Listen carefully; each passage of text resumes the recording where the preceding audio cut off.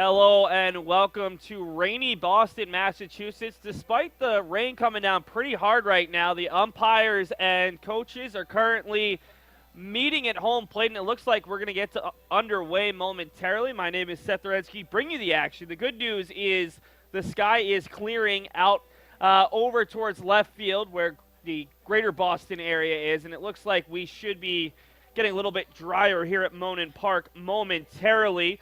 Let's take a look right now at our four things to know. These two teams coming in with slightly different records. The Beacons ranked 4th in the nation, and Roger Williams University sitting at 3-8, coming off a season in which they finished 8th in the Commonwealth Coast Conference, picked 6th overall this year out of 9 teams. Beacons, since coming back from Florida, they haven't hit the ball all that well. 5.75 hits per game, 3 runs per game. Did have a big one yesterday. The Beacons came from behind. They trailed 2-0 and 3-2, scored 3 runs in the 9th inning thanks to an Eddie Riley home run to snap a 2-game losing streak, their longest in almost a calendar year. Roger Williams, they've been struggling to get games in. After March 15th, when they finished up their trip in South Carolina, they had not played until yesterday. Hawks earning a nice win against another LEC team. Roger Williams pulled off a victory yesterday, 7-5 down in Bristol, Rhode Island. Looking at the numbers from a year ago, the Beacons with a pair of victories. Joey Rogers, a very strong outing in game number 1 against the Hawks. Rogers going 6 innings. Joe McGuire going the final 3 in a 5-hit shutout. And then on Patriots Day, the day of the Boston Marathon here in Boston, UMass Boston using 6 different pitchers in an 11-5 victory. Take a look right now at the all-time series. And UMass Boston, they have a pretty hefty advantage over the Hawks all-time. 10-4, they've won 8 of the past 10, including 3 in a row. The last time these two teams, or the last time the Hawks won, it was here in Boston at Monin Park, year 1. It's one of the uglier games we've had to sit through on either side, as the Hawks went out to a huge first-inning lead. I think it was 6, maybe 9-0 against the combination of Beacons pitchers. 2 or 3 different guys had to complete the first inning.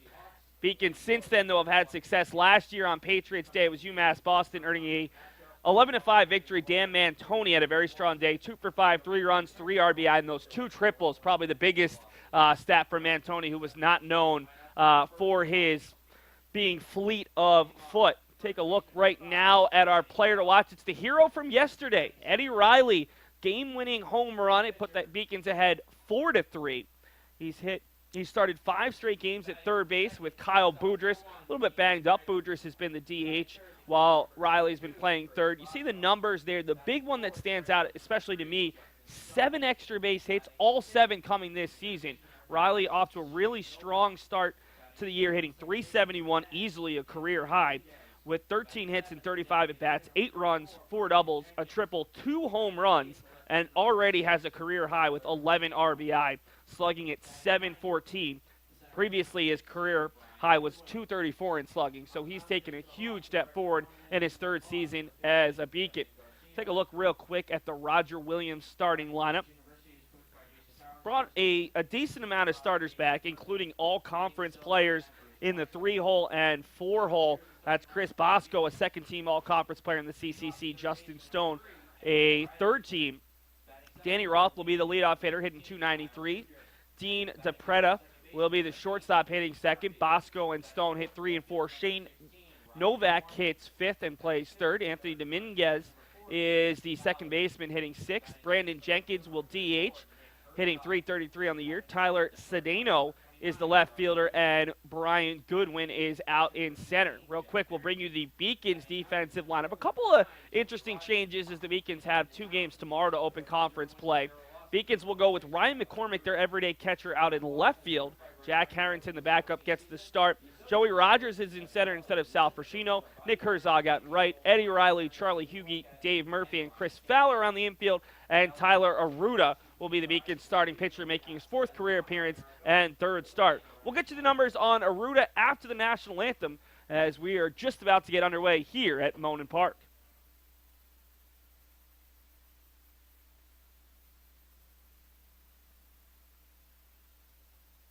The University of Massachusetts Boston.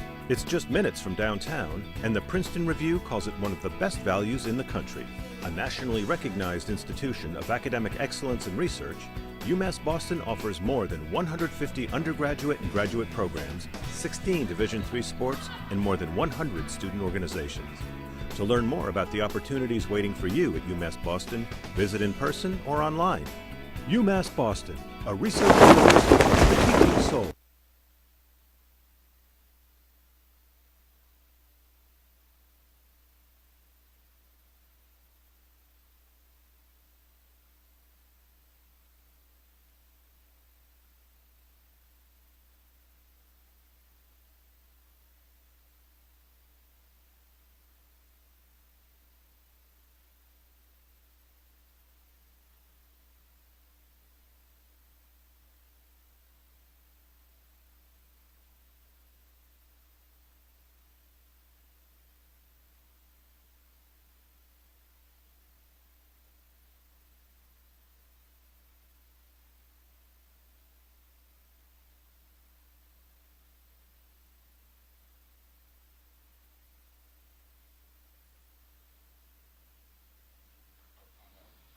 Tyler Aruda, the Beacons starting pitcher today, freshman out of New Bedford, Massachusetts, makes his second collegiate start here at home. The first time very successful in his collegiate debut. 5 innings pitched, 4 hits, 1 run, 1 earned, 5 strikeouts, and 1 walk. Took a no decision in that one as the Beacons took the lead late in a 6-3 victory. His numbers don't look good because of his second collegiate start against a very strong SUNY Oswego program that made it to the College World Series a year ago. They were ranked 11th in the country when the Beacons played them down in Florida. He only went 1 inning, allowed 2 hits, 5 runs, 5 earned, 2 walks, a strikeout, and also allowed a 3-run homer. This will be his first appearance since March the 15th, when he went 2/3 of an inning and had a strikeout in relief against another nationally ranked program in Spalding University. So 1 good start, 1 bad start. We'll see what he can do today against a Roger Williams lineup that's not quite as strong as that SUNY Oswego lineup.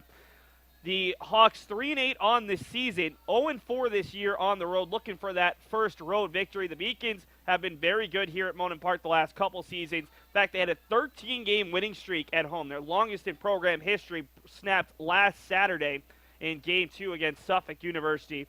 The Beacons sit at 4-1 on the season. They're ranked 4th in the nation in the D3Baseball.com poll, 5th in 2 other polls, as the Beacons open conference play tomorrow, already their 3rd game of the week.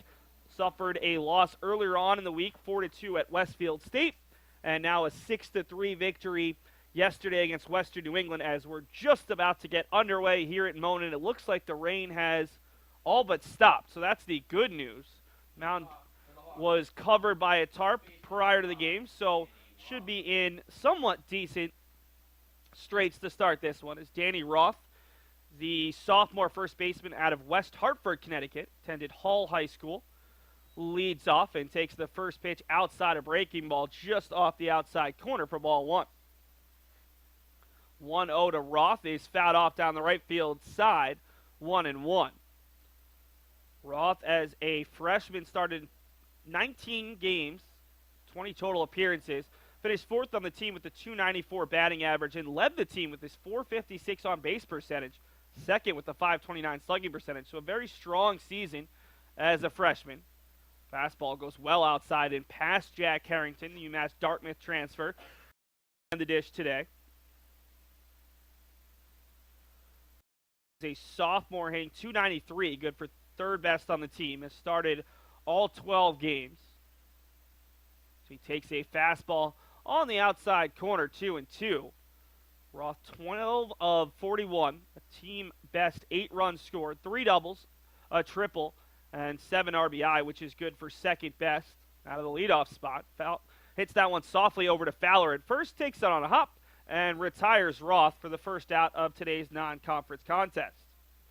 So good start for Aruda, who, as I mentioned, that last start really struggled against SUNY Oswego. So he gave up 5 runs in the first inning and lasted just the 1 inning. Was replaced by Bobby Tramandozzi, who came on and threw 5 strong innings in a wild game. The Beacons went up 11-5 and then had to hold on for an 11-10 victory. It's Dean DePretta, the shortstop, stepping up for the first time. It's Roger Williams looks for their second consecutive victory to open New England play. Breaking ball well outside, 1-1.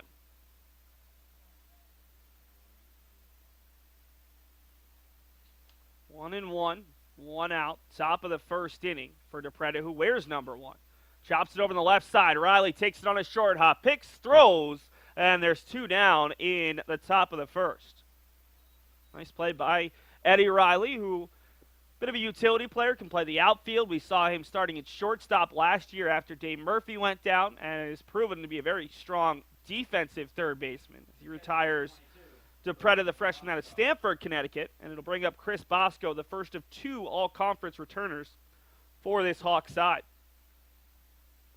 Bosco, a big swing and a miss, couldn't catch up to the fastball. The junior catcher and captain on this team, originally out of North Andover, Massachusetts. He's the only player on the team to start in all 39 games last year as he takes a breaking ball that bounces up there. Third-team All-Region honoree. Finished second on the team, hitting .324 on the season. Fourth in slugging percentage at .396 and on base percentage at .390. One of the interesting things, he's pretty fast for a catcher. We've seen him lead off in the past against UMass Boston. Last season, he actually led the team in stolen bases with 11 and total bases with 55. He's also got a phenomenal arm. Threw out 29 runners attempting to steal last season, best of all Division III catchers. So that's something to watch today for the Beacons' potential running game. It's the breaking ball well outside, and it's 2-2 here to the 3-hole hitter.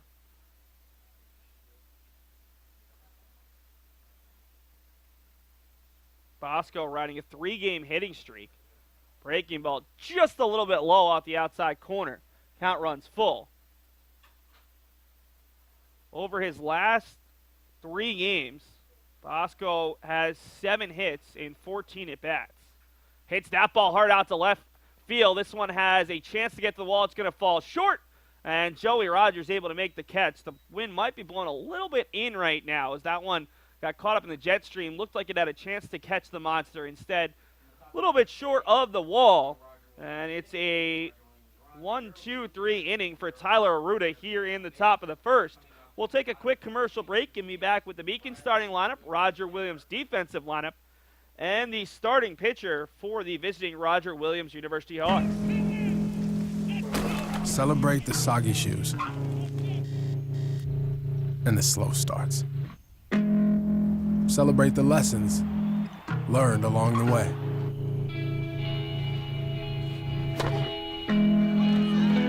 These are the wins.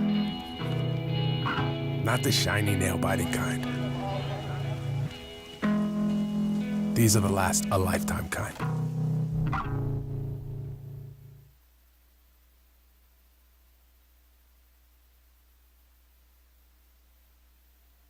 Take a look at UMass Boston's lineup. The Beacons had been struggling. We talked about it in our pregame. Really struggling at the dish.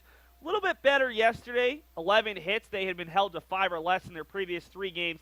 6 runs, with all 6 of them coming from the 5th inning on. Eddie Riley's been in the leadoff spot. He's hitting extremely well. He's our player to watch. Kyle Boudris, typically the third baseman, all-conference honoree, is the DH. Dave Murphy over at second. Ryan McCormick is in left field today, typically the Beacons catcher. Chris Fowler is at first base, an honorable mention All-American a season ago. Nick Herzog out in right field. And then the bottom of the order, that's where the Beacons are looking to get a little bit more consistency. Charlie Hughey at short. Jack Harrington getting a spot start today, and then Joey Rogers in center field as the Beacons have not been able to hit well as a team 1 through 9 here in New England. Take a look at the defensive alignment for the Roger Williams University Hawks. Tyler Cedeno in left, Brian Goodwin out in center, Justin Stone's the right fielder. Around the infield, Shane Novak, Dean DePretta, Anthony Dominguez, and Danny Roth. Chris Bosco will work with Justin Garcia, who you see behind that screen right now. Will bring you the numbers on Justin, the lefty, who on the season is making his 3rd start, 1-1 with a 6.75 ERA on the year, 12 innings pitched, 13 hits, 9 runs, 9 earned, 10 strikeouts versus 4 walks. Opponents hitting .283 against the sophomore southpaw, who stands at 6'3", originally out of Foxborough, Massachusetts. Look at Garcia's 2 starts, and he's given up, well, he's had slightly different results. Against Swarthmore down on the 4th of March, 5 innings, 7 hits, 6 earned, 3 strikeouts and 2 walks. Against the University of Rochester, a much better start about a week later. 7 innings, 6 hits, 3 runs, 3 earned, 7 strikeouts versus 2 walks. So Hawks hope that he can replicate that kind of success against what is typically a very strong University of Rochester program. Garcia, as a freshman, made 5 starts, going 26 in the 3rd innings, an 8.20 ERA, 29 strikeouts. Opponents hit .295 against him.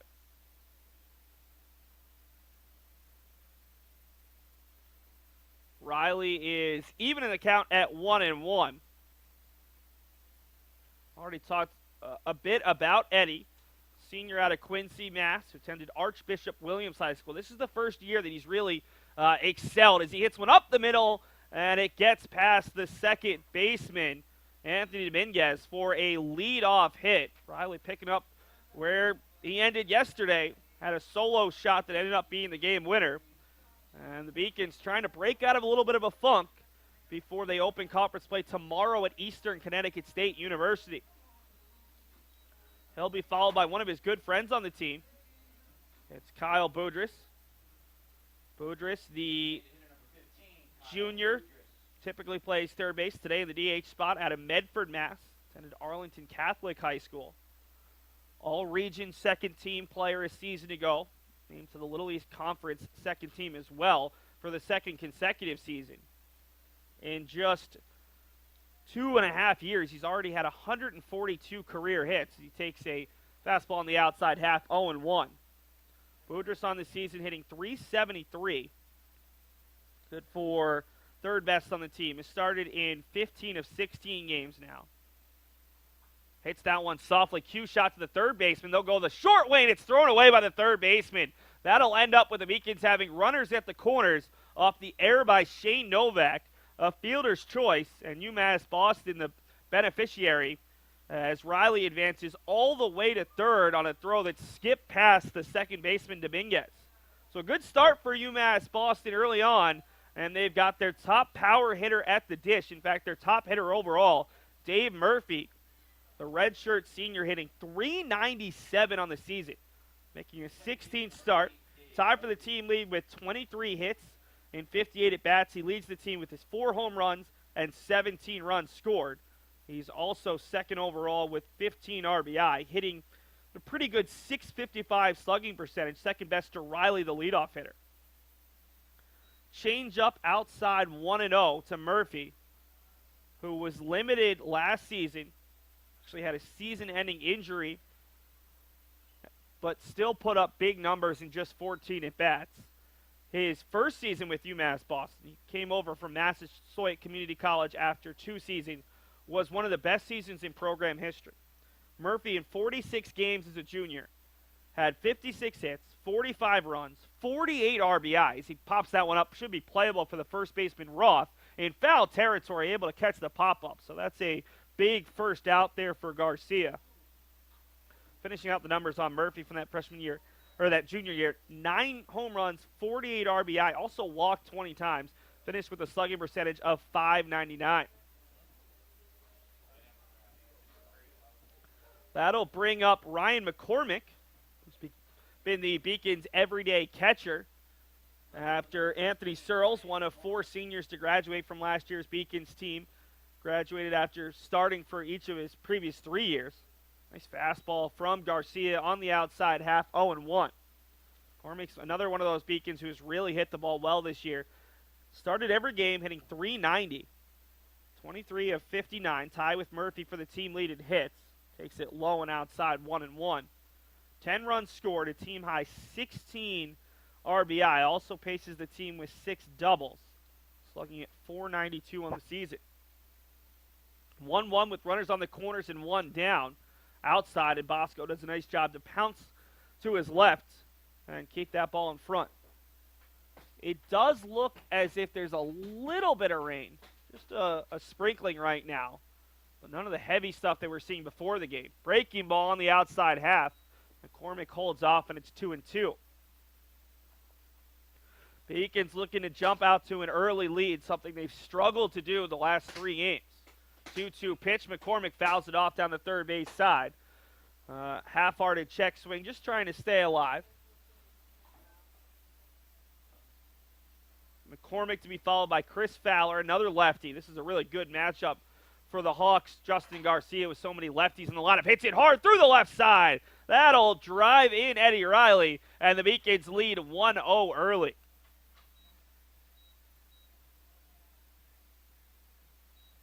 So McCormick gets the job done, and the Beacons now have runners at first and second for Chris Fowler.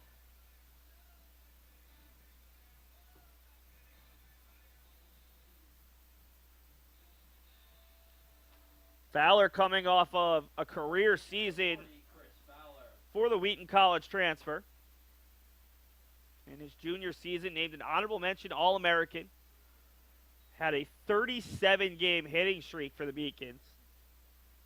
And finished as the Beacons' team leader in hits, runs, RBI, just about everything. It's the 0-1 breaking ball off the outside half, 1-1. Fowler finishing his junior year with 66 hits, 13 doubles, 4 triples, 7 homers, and 48 RBI. Slugged right at 600. Making his 16th start of the season. Hitting a .264, so struggled a bit, especially recently. 14 of 53 with 15 runs scored and 12 RBI. Pretty good peripheral numbers there. The 1-1 to Fowler. Bounces up there, but Bosco is in front. Remember, Bosco threw out 29 base runners this season to go. Not exactly a guy you want to challenge on the base pass.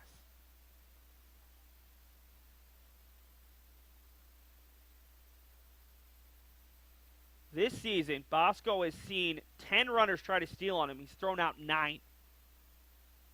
Does have 4 pass balls, so that might be an area of struggle, but this is probably the last catcher in America at the Division III level that you want to try to consistently run on.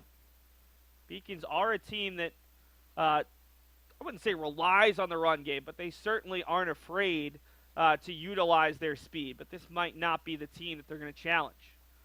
Great curveball that catches the outside corner. 2-2 now to Fowler. Beacons already with a 1-0 lead thanks to the Ryan McCormick RBI single. On the season, UMass Boston, 23 of 28 on the base pass. Just about 2 stolen base attempts a game. 2-2 pitch, flared out, foul, and out of play. Do it again. Beacons with Boudris out at second base. He reached on the fielder's choice, where Shane Novak threw the ball into right field trying to get the lead runner. And Ryan McCormick over there at first base reached on an RBI single. 2-2 with 1 down, a 1-0 Beacons lead here in the bottom of the first. Fowler swings and misses. Probably pitch that was a little bit outside the zone, and Fowler the first strikeout victim of the day for Justin Garcia. So after back-to-back lefties in 3 of the past 4, Garcia will now be challenged by Nick Herzog, one of the Beacons' 3 captains, a junior out of Riverhead, New York. Herzog fouls off a pitch on the 5th for strike 1.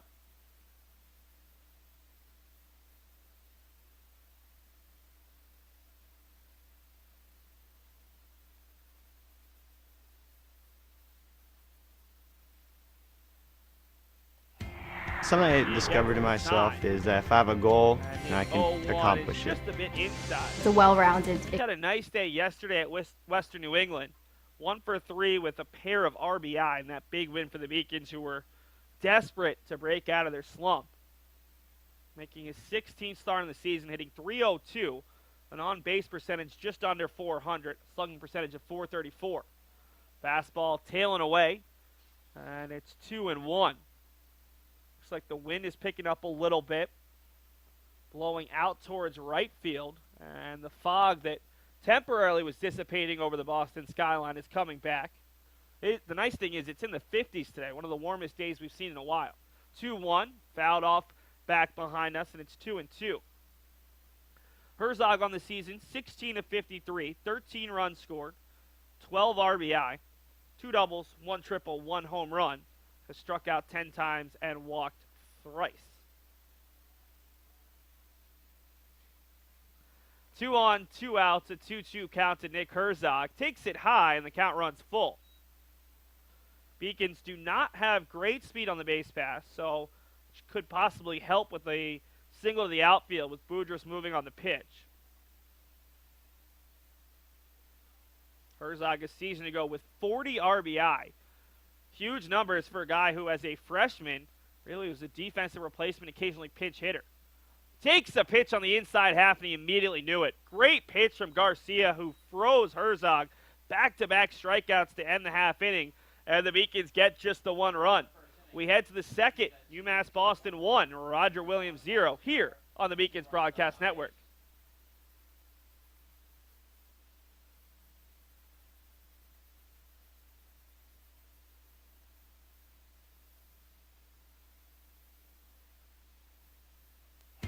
Something I discovered in myself is that if I have a goal, then I can accomplish it. It's a well-rounded experience.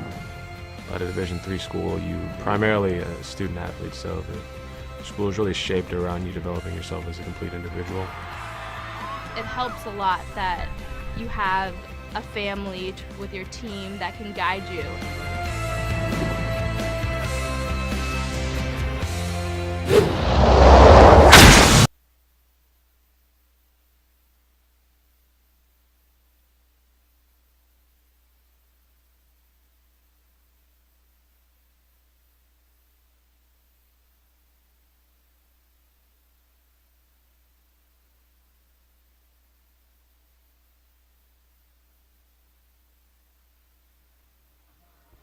While we've got a moment before the start of the second inning, let's take a look ahead for UMass Boston.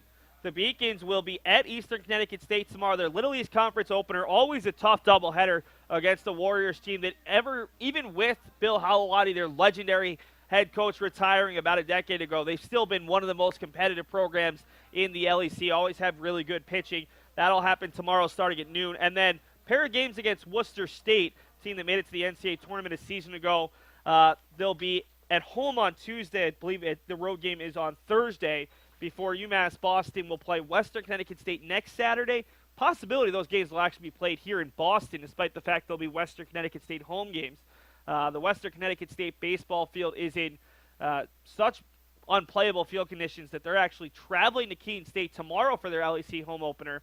But the Colonials, who will be on the road, will be listed as the home team. They'll hit second because their field is not ready. And John Susi, one of my favorite coaches in the conference, has mentioned to Brendan Eigerbrodt, the Beacons head coach, that those games might have to be played here a week from now. That's how much snow and mud potentially is on the Western field. I don't think UMass Boston has played at Western Connecticut State in 5, maybe 6 years at this point, just because the weather conditions here in New England are often even worse down in Danbury, Connecticut. Breaking ball hit over the head of Aruda, but Murphy's there with the backhand, throws across and in time to retire the cleanup hitter, Justin Stone. So a quick out, and there's one down for Shane Novak.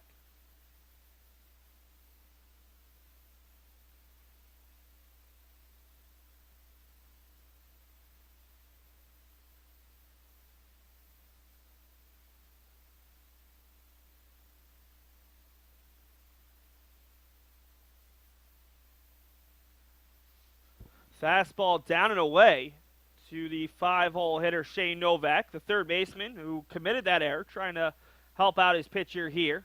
He's ahead in the count 1-0. Flares one foul, 1-1 now. Novak to be followed by Anthony Dominguez, the second baseman. Novak, a senior out of Litchfield, New Hampshire, attended Bishop Girton High School.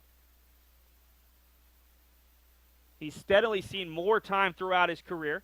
20 games as a freshman, 26 as a sophomore, 35 as a junior, including 33 starts. Hit just 220 a season ago, but did finish with 14 runs scored. Good for 5th on the team. And a guy with a pretty good eye. We've seen it here as he had 13 walks. Good for 4th on the team as a junior. 2-1 offering, flared foul again. Not the day that you want to be chasing foul balls with a little bit of rain today and the grass a little bit muddy. But not really worried about that up here in the press box. 2-2 with 1 out. Aruta's retired the first 4 batters he's faced. That one a little bit low, 3-2.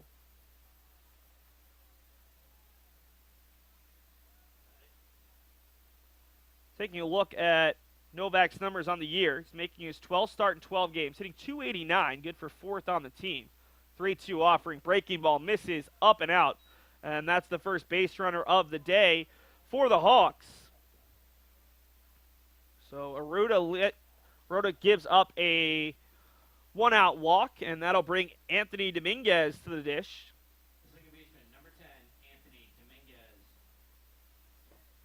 Dominguez, who got the start at second base today, a junior out of Chester, New Jersey, attended Mendham High School.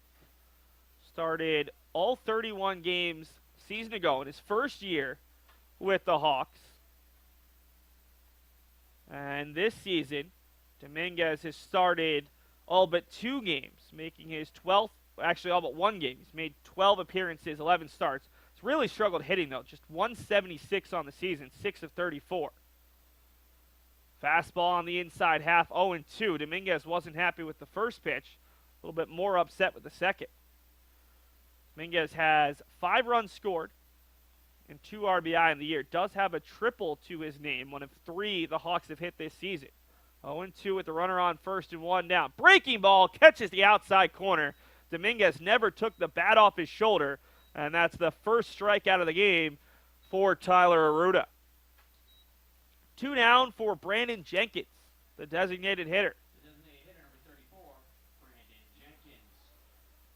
Jenkins, a freshman first baseman out of East Bridgewater, Mass. Attended East Bridgewater High School, where he's a 4-year member of the football, basketball, and baseball teams. Pretty good athlete. Helped East Bridgewater win in Division IIIA football Super Bowl championship. That's what teams in Mass play for a Super Bowl. A lot of high schools just call it a state championship. Also was a all-conference honoree in baseball. Led the team to 2 South Sectional championships on the diamond. Players went out to left center. Rogers has plenty of time coming in, and instead it'll actually be McCormick coming in front of his center fielder. Don't typically see the corner outfielders calling off their center fielder, but this time McCormick does it. And the Beacons get around a 1-out walk. We head to the bottom of the second. It'll be the bottom of the Beacons order, 7, 8, 9, to face off against Justin Garcia. I did receive a non-athletic scholarship upon entering school. I got the presidential scholarship, which was huge for me. I think there's more opportunities for academic scholarships in Division III. I did receive academic scholarships. Just being involved on campus, being a leader, all those things combined kind of get me recognized. It's a great experience for me.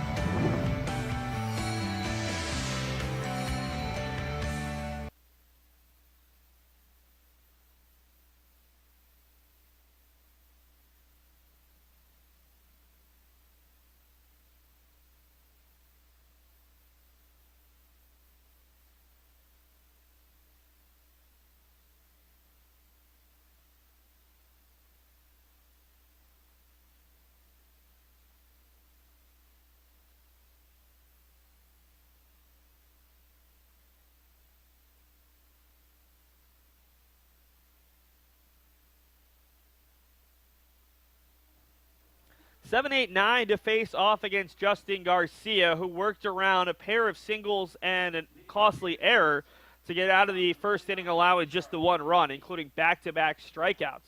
It'll be Charlie Hughey, the Beacons junior shortstop out of Sandy Hook, Connecticut, to lead off. Shows bunt, pulls it back, and it's outside for ball 1. Hughie, a guy who throughout his career has played a little bit at catcher, first base, second base, and shortstop, and he flares one out to right center. The Beacons with leadoff base runners in each of the first 2 innings. And Hughie is a board for Jack Harrington.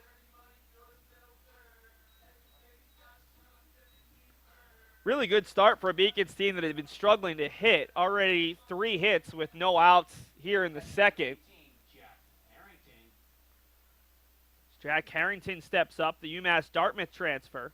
Harrington and the 9-hole hitter Joey Rogers, both guys who aren't typically in the starting lineup, guys who have appeared in about a third, maybe 40% of the Beacons' games thus far offensively. Rogers, the center fielder, is also the Beacons' number 3 starter right now. Pitched very well the other day at Westfield State in a loss.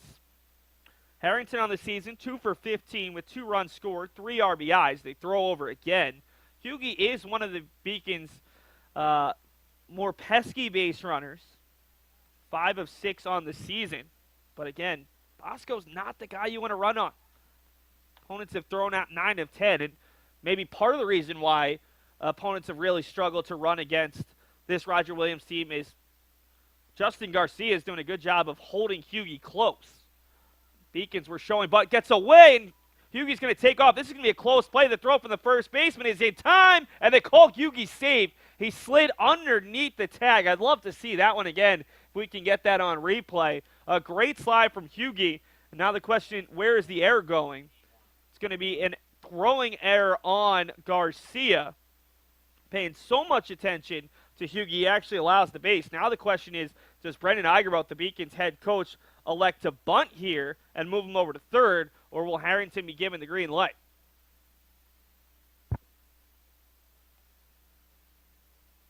So Garcia will finally pay a little bit more attention to the batter. The 1-0, Harrington was not showing bunt, and he takes a fastball on the outside half, 1-1. Harrington played 2 seasons at UMass Dartmouth, 2015 and 2016, before not playing last season. 20 games as a freshman, 28 as a sophomore. Takes a fastball, actually a breaking ball, up and in, 2-1. Struggled hitting at UMass Dartmouth, 182 as a freshman, 224 as a sophomore. But a guy the Beacons are really high on, a very good defensive catcher, and a guy who can spell Ryan McCormick behind the dish. 2-2. UMass Boston, it probably will take a while before they get another catcher like Anthony Searles who can catch literally every game of a season. I think Searles played 49 of 50 games a year ago. 2-2 pitch. Harrington chops it over the third baseman. Novak takes it on a high hop, the throw, and it's in time. No advancement from Hughie, who had to hold up.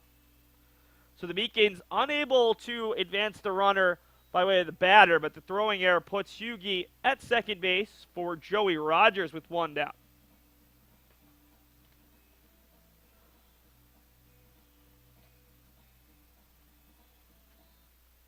Rogers, a guy who has struggled to get going as a hitter at the collegiate level. Last season finished 2 of 23, 087. This year sits at 2 of 15. Does have a triple and a home run in those 4 hits. On the year has 1 RBI, 2 walks, and 5 strikeouts. The area he hasn't struggled is his pitching, a career ERA of 3.07 in 70 1/3 innings. Takes a breaking ball on the outside half, 1-1. Beacons coaching staff really wanted to get Rogers more at-bats this year after he was their best hitter throughout fall ball, a guy who hit and pitched at the high school level and did well in both of those areas. Chops 1 foul. It's quickly 1-2. On Tuesday, Rogers struck out a career-high 8 batters and walked 3. Allowed just the 1 hit, 2 runs, 1 earned. Got a no decision and a Beacons 4-2 loss against Westfield State. Rogers, nice job slapping that one foul, and stays alive against Garcia, who already has 2 strikeouts today. Remember the last time Garcia threw, he had 7 strikeouts in just 6 innings and a victory over the University of Rochester. Hawks ended up winning that one 8-6 thanks to 4 Rochester errors. Rogers takes it low and outside, 2-2. Still a little bit of pitter-patter on the stands from the rain, But again, the fog has dissipated, and it looks like the sun might be coming out. 2-2 with the runner on second and one out.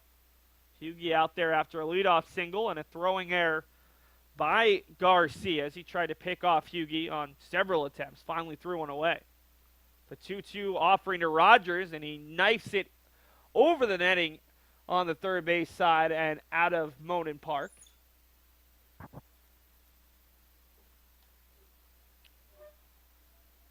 Rogers, a sophomore out of Dighton, Massachusetts. Attended Dighton Rehoboth High School. Takes a breaking ball high, 3-2. In his final season of high school, he was named the MVP of the state finals and was the South Coast Conference MVP at Dighton Rehoboth.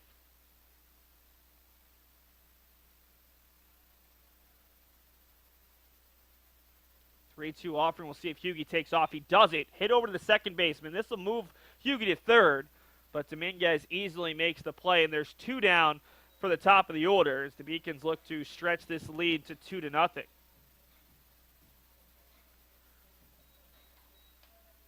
If not for the throwing error back in the first inning on Shane Novak, the Beacons would still be scoreless, as that allowed Eddie Riley, the player stepping up to the dish, to move all the way to third. Beacons offense has just the 3 singles against Garcia, who's pitched well with runners in scoring position. Riley fouls it off of Bosco and off the netting right in front of us. 0-1. Eddie led off the game with a single past the second baseman Dominguez, and then came in to score on Ryan McCormick's one-out RBI single.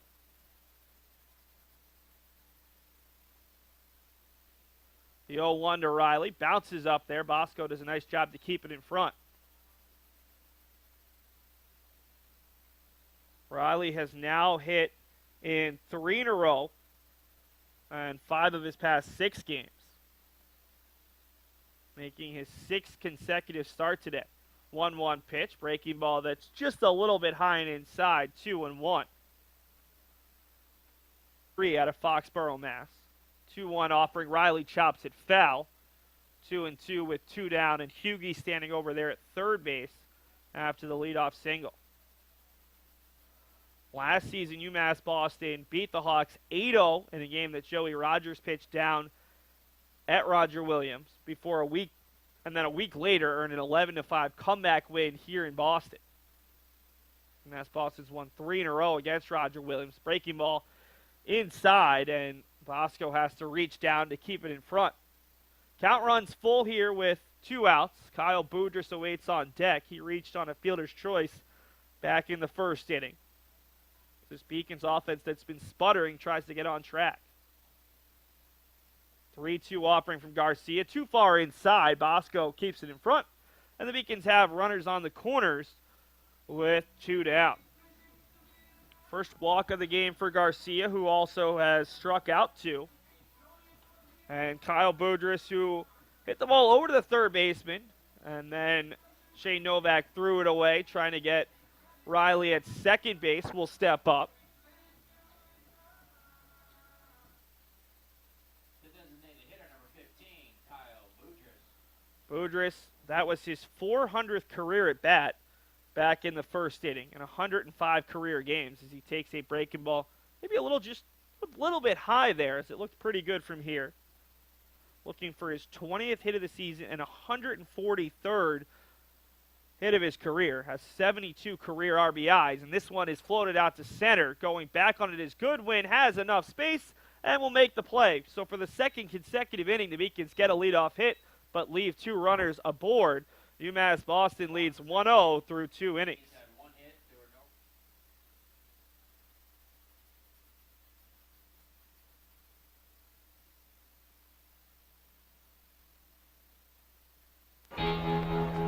no. Cheer for the stumbles.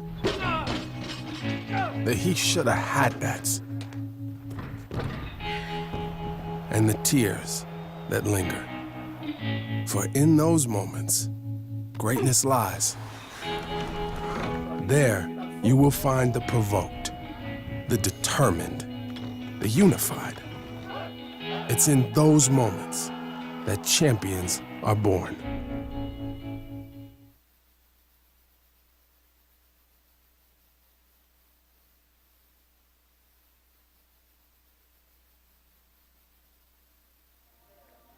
No other games going on around the conference today, but there are 3 conference doubleheaders going on tomorrow outside of UMass Boston, traveling to Eastern Connecticut State, which we've already talked about. Plymouth State at UMass Dartmouth, that should be an interesting one. In fact, all of these games should be interesting. Really fun fact about the LEC thus far in non-conference play. Every team in the conference sits at least 2 games above 500 going into conference play. That could change really quickly tomorrow based on a sweep here or there, but everyone has had a pretty strong start to the year. Plymouth State at UMass Dartmouth getting national votes, Southern Maine at Rhode Island College, Southern Maine is getting national votes. Keene State is the road team on their home field tomorrow as they will host Western Connecticut State. So that should be very interesting if you're an LEC fan to sort of see what goes on. Of course, the Beacons at Eastern Connecticut State might be the most intriguing of those doubleheaders just based off of both of those teams' history. The Beacons picked first in the LEC, just ahead of Southern Maine, and then Eastern Connecticut State. So you'll see the first and third ranked teams in the preseason poll battle. Southern Maine taking on a team towards the bottom, UMass Dartmouth taking on the bottom team. So really that should be the conference doubleheader of the weekend, if you will, as we've got a 1-1 count to the 8-hole hitter Tyler Cedeno, the left fielder. Cedeno fouled off the first pitch, and now it's 2-1 to the 8-hole hitter. It'll be 8-9-1 for the Hawks here in the third. Cedeno, a freshman out of Maynard, Massachusetts, attended Maynard High School. Stands at 5'10", hits it softly over to Murphy, takes it on a couple of bounces, flips it across, and there's one down here in the third as Aruda has successfully retired each of the 3 leadoff hitters he's faced with ground balls. In fact, Aruda thus far has retired 4 of the 8 batters he's faced thus far by way of the ground ball. Has also gotten a pair of flyouts, a strikeout, and has walked 1. Yet to give up a hit here with 1 out in the third. Swing and a miss on the high cheese by Brian Goodwin, man who was able to catch that final out of the previous inning. He's another one of those freshmen out of Belmont, Mass, out in the center today. Takes a breaking ball just off the corner. Harrington framed it for a while, didn't get the call. Goodwin stands at 5'5", a 4-year member of the baseball team, 3 years of basketball at Belmont, Mass. Hits it softly back to Aruda, takes it on a bounce, and throws it across. A very easy start to the inning for the Beacons' freshman right-handed pitcher. That'll bring us back to the top of the order as Danny Roth will step up for the second time today. Roth opened the game by hitting a soft grounder over to the Beacons' first baseman, Chris Fowler. Fowler has been busy today as he now has 5 putouts in the first 9 batters. First pitch, swung on a miss, the fastball on the inside half.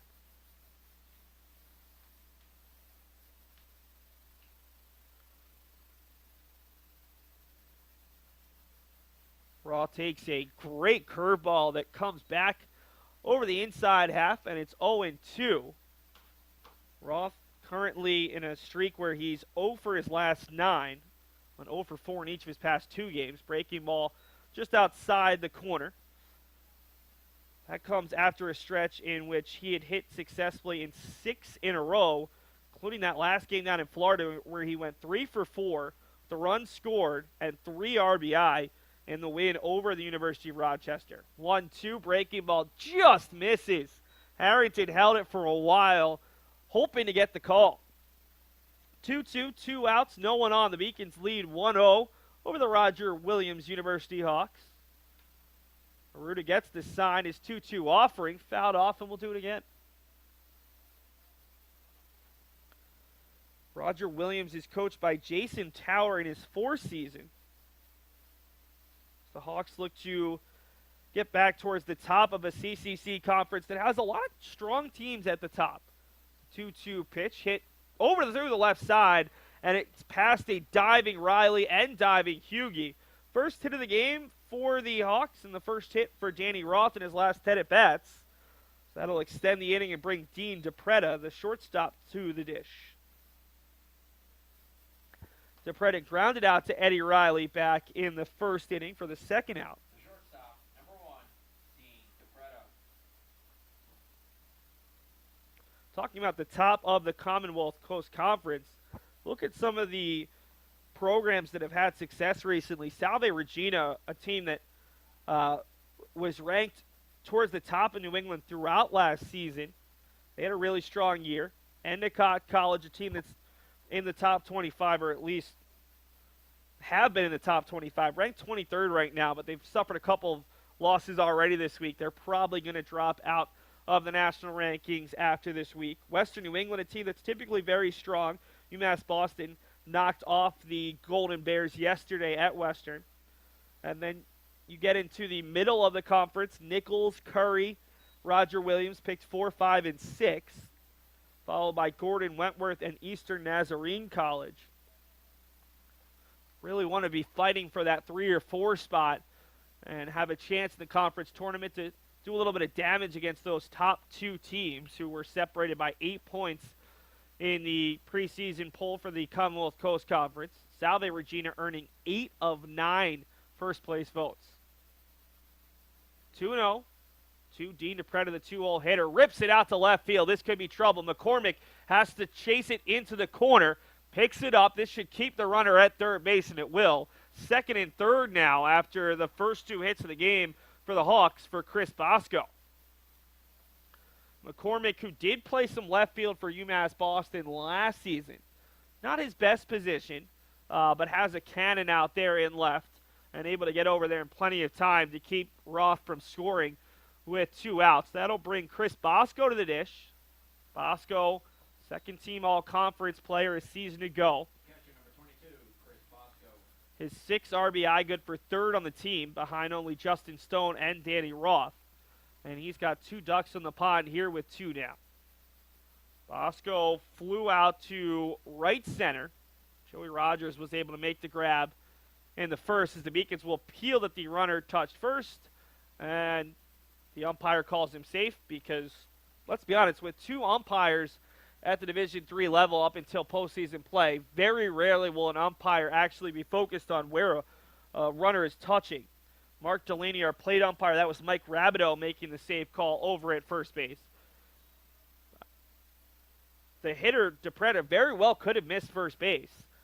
And UMass Boston, having their dugout right in front, they're more likely with that amount of eyes in the dugout to recognize that. But there's only 2 umps, and they have a lot of things they have to focus on. As Aruda plunks Bosco, and now the bases are full of Hawks. All of 3 runners reaching with 2 outs, a single, a double, and now a hit by pitch. Big spot here for Justin Stone, the team leader with his 10 RBI. Aruda trying to come inside and just plunked him with a hard fastball. Stone grounded out softly to Dave Murphy, the Beacon's second baseman, to start the second.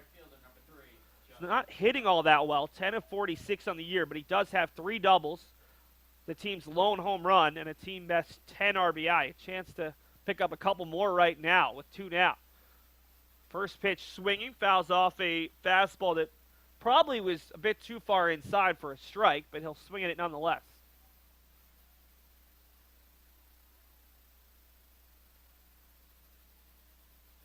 Stone, a sophomore out of Blackstone, Massachusetts. Breaking ball that dips just a little bit low. It was over the center of the plate. Third-team all-conference player who's had a lot more success previous to this year than he has this season. Remember, just 222 coming in today. He hit 370 season ago. Hits it over to the third baseman, Riley. Riley bobbles it, and he's not going to have a play. Error on the Beacon's third baseman allows the game-tying run to score, and it's 1-1 with the bases loaded for Shane Novak. So a pair of errors on third baseman have been a big cause of why this game is 1-1. Allows Roth to come across, who singled with 2 down to start this rally. 4 consecutive Hawks batters reaching here in the third, and that'll bring up Shane Novak, the third baseman who made the error on the Hawks side, who was the only Hawk to reach through the first time around the lineup. He walked with 1 out back in the second. So no RBI there for Stone. and an unearned run. All of these runs would be unearned against Aruda, but really he would like to get out of this inning without any further damage. Already should be out of the inning without any runs.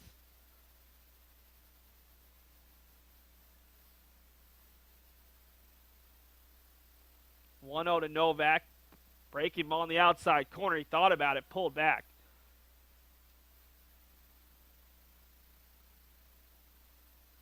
Novak has hit safely in 4 of his past 5, including 2 hit games against Case Western Reserve in both ends of a doubleheader and then Rochester.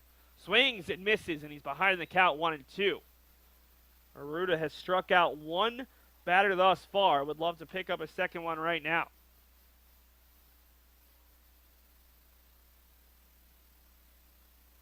Novak on the season with just 4 RBI. Does have 3 doubles. 1-2 offering. Flared over the second baseman Murphy. Takes on a hop. Plenty of time. Throws out the runner. And Fowler remembers he has to put his foot on first base. Beacons get out of a mini jam in the 3rd, but they do allow the game-tying run. Head to the bottom half of the 3rd inning. UMass Boston 1. Roger Williams 1. Right here on the Beacons Broadcast Network. The University of Massachusetts Boston, with its scenic oceanfront campus, easily accessible to downtown Boston, is recognized as a model of excellence for urban public universities. 16 NCAA Division III sports are part of the more than 100 student organizations that create an engaging campus life in America's biggest and best college town. UMass Boston, Boston's urban public research university.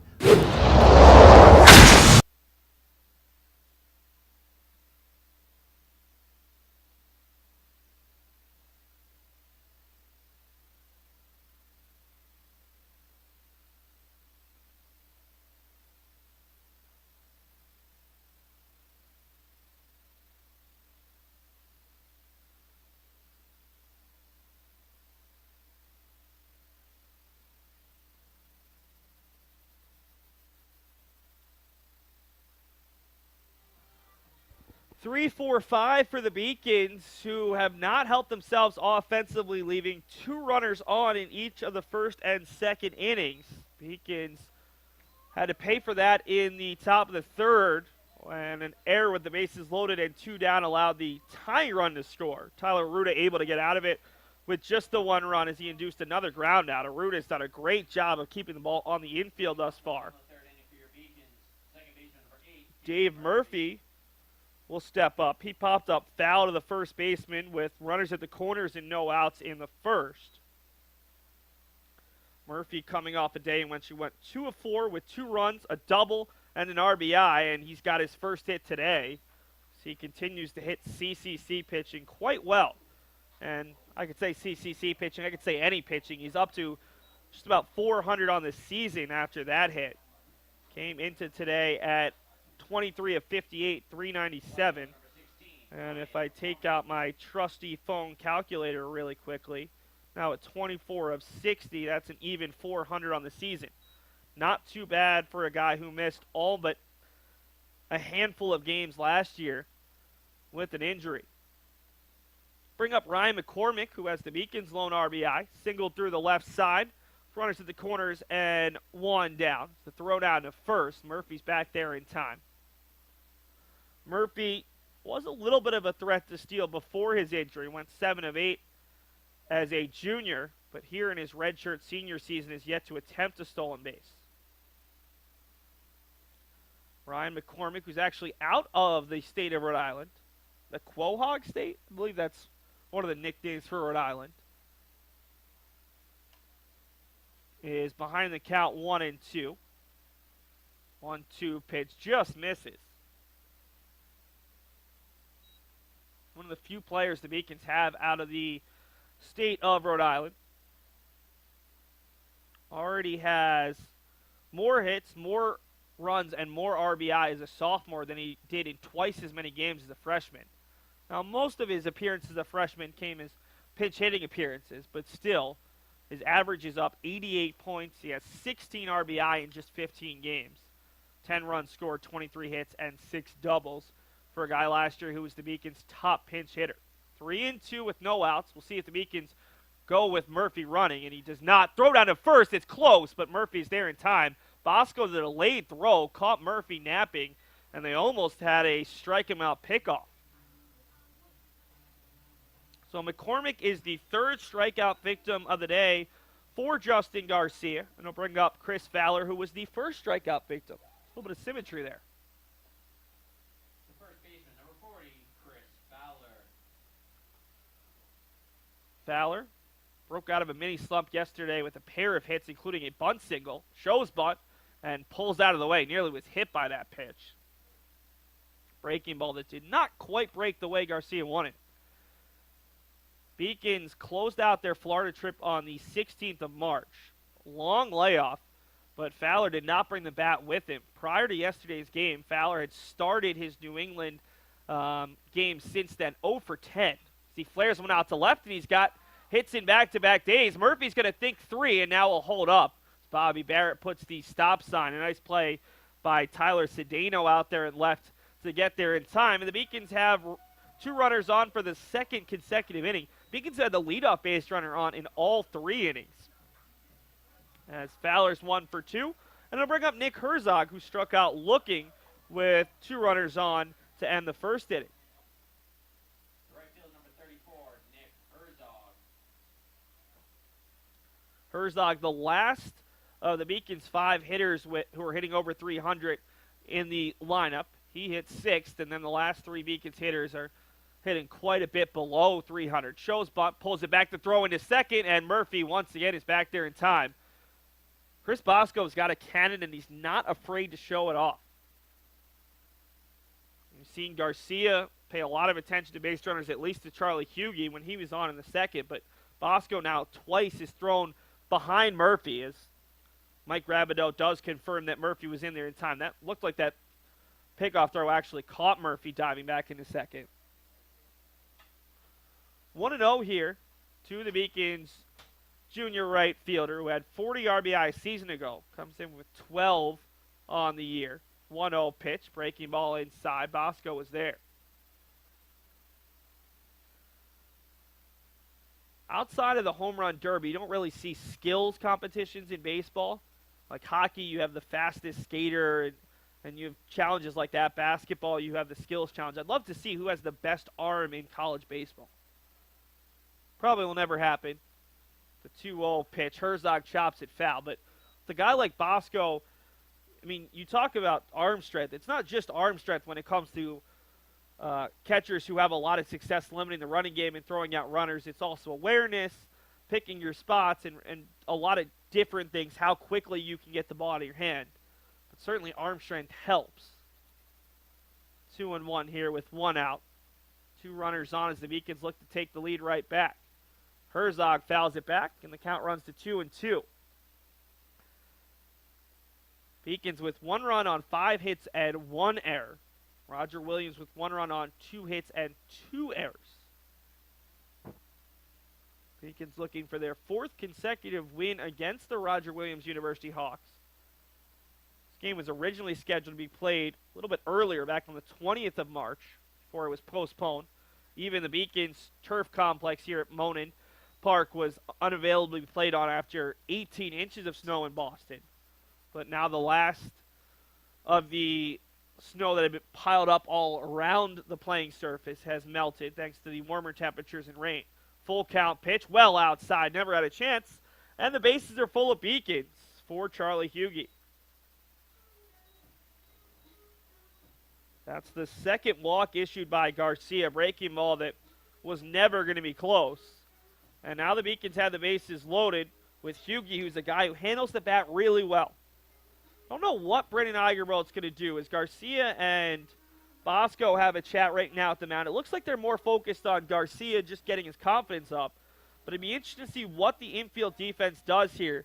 We've seen Hughey put down some safety and suicide squeeze in the past. Now the problem is Dave Murphy's not all that fast over at third base. So it'll be interesting as now we see Bosco coming out and talking to the infielders. The third baseman Novak is even with the bag at third. First baseman Danny Roth is just off the green turf. in front of first base, and the middle infielders are playing a double play depth. Murphy at third, Fowler at second, Herzog at first. First pitch coming to Charlie Hughie is off the outside corner, 1-0. Hughie started the second inning by flaring a single out in front of the center fielder, Brian Goodwin. He moved to second on a throwing error on a pickoff by the pitcher, and to third on a ground out, but was stranded there. 1-0 to Hughie, and he takes a fastball low and inside, 1-1.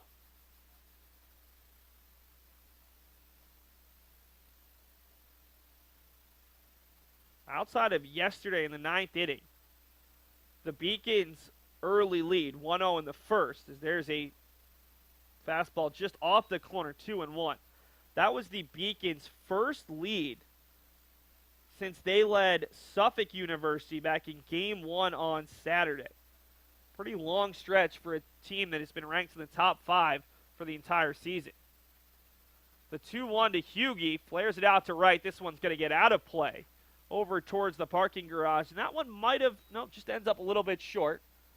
Lost it behind a pole, and one bounces over to the new parking garage that should open up this summer. Parking for UMass Boston students, faculty, and fans.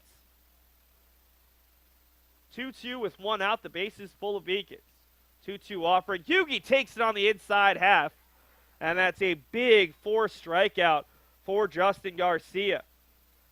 2 strikeouts swinging, 2 looking for the 6'3" lefty, and will bring up Jack Harrington. The Beacons look to avoid leaving multiple base runners on for a 3rd consecutive inning. Beacons have gotten their hits today. I mentioned UMass Boston been struggling just to put base runners on their previous couple games before yesterday's win against Western New England. Harrington flares the first pitch. This one's going to be playable for the left fielder. Cedeno coming way in, and he makes the play. So first pitch swinging is Harrington, and a weak fly out to left. The Beacons leave the bases loaded after loading the bases up with 1 out. Not what you want if you're Brendan Igerbro. We head to the top of the 4th. It's Roger Williams 1, UMass Boston 1 here in Boston.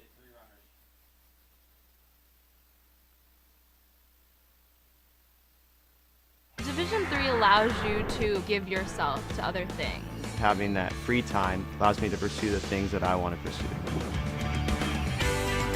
Division III athletics affords students the opportunity to, engage in the other interests in their campus and in their lives outside of that sport.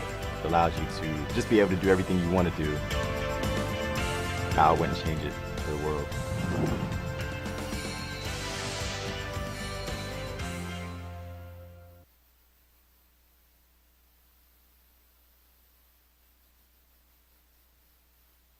Well, some of the fans here are having fun. Good camera work there from our man Marcelo Cunha up top as some young fans enjoy the music playing over the loudspeakers. Looks like they're pretty dry, so that's good news for all the other fans who aren't having quite as much fun. Take a quick look around the rest of Beaconville right now as Tyler Aruda continues to warm up. Busy Saturday for UMass Boston spring teams. Now, not all of them are here at home. See, the track and field team, it's their New England opener. They did compete at Miami University. Yes, the Division I Miami University to start their season, but they open tomorrow at Tufts University. Softball hosts Bridgewater State tomorrow as part of a 12-game homestand. That'll be games 5 and 6. Men's lacrosse opens conference play tomorrow at Southern Maine, and men's tennis opens conference play as well, hosting Bridgewater State. The Beacons looking for their 4th consecutive win. It'll be 6, 7, 8 for the Hawks here in the 4th inning. Dominguez, who struck out looking back in the 2nd inning with a runner aboard, steps up to the dish. The 0-1 to him. Breaks a little bit further off the plate, and it's 1-1.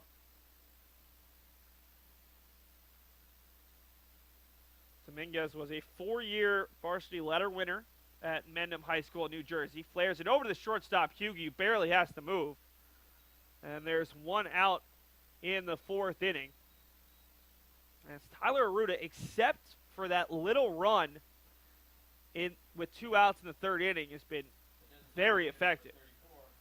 But 2 outs in that top of the third, he allowed single, double, hit by pitch to load the bases. Then it was an error on the Beacons' third baseman, Eddie Riley, where he's a little bit unsure of whether he was going to go to first and second.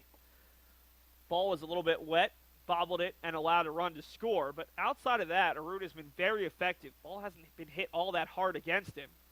And he's quickly ahead 0-2 in the count to Brandon Jenkins, the designated hitter, who flew out to left field to end the second. 0-2, breaking ball inside. Aruta's going to field it himself, and he's going to take it himself as Chris Ballard was charging. And Tyler Aruta does everything himself on that particular play. You can score that a 1U.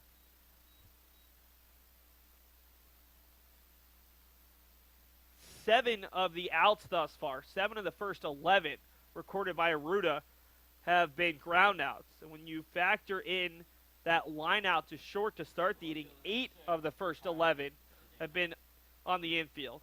Doesn't even include a strikeout, as the Hawks have struggled to put the ball in the air.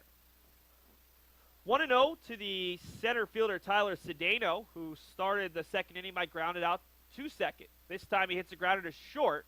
Hughie picks it up, the throw across, a very quick 1-2-3 top of the fourth inning. We head to the bottom of the fourth inning. The Beacons will go 9-1-2 as they look to scratch across some more runs against Justin Garcia. I'm a Division III student athlete, and I know how powerful words can be.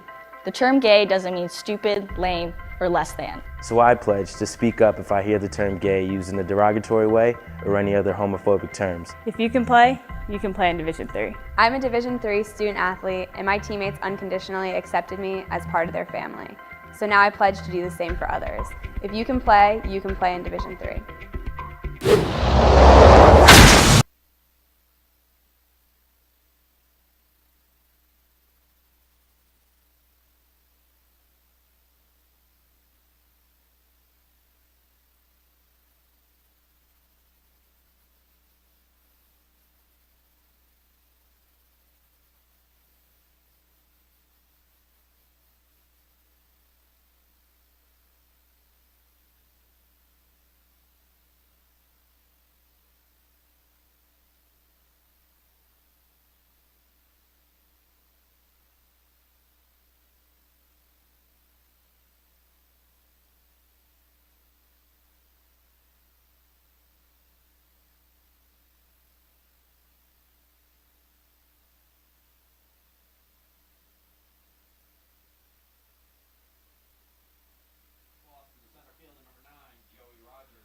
Joey Rogers starts off the bottom of the fourth inning. He grounded out to second to move Charlie Hughie up to third base back in the second inning.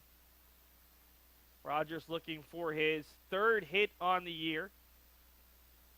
Very strong defensive center fielder. Flares it out to left, and that's a season high, a new career high in hits on a season. As he's got a leadoff single. The Beacons have the leadoff base runner on in all 4 innings. That's a good start for an offense that's struggling. Problem has been they've been leaving a lot of runners on. UMass Boston, through 3 frames, has left on 7 base runners, including the bases loaded back in the third. The bigger problem is the Beacons, for the most part, have been putting base runners in scoring position with 1 out and have not been able to do much against Justin Garcia. The lone hit with runners in scoring position, the RBI single from McCormick in the first. Eddie Riley puts that a bunt, but it's going to go foul. That could have been a bunt single if not for the ball tailing foul down the third base line. Good chase from Novak, the pitcher Garcia, and Bosco.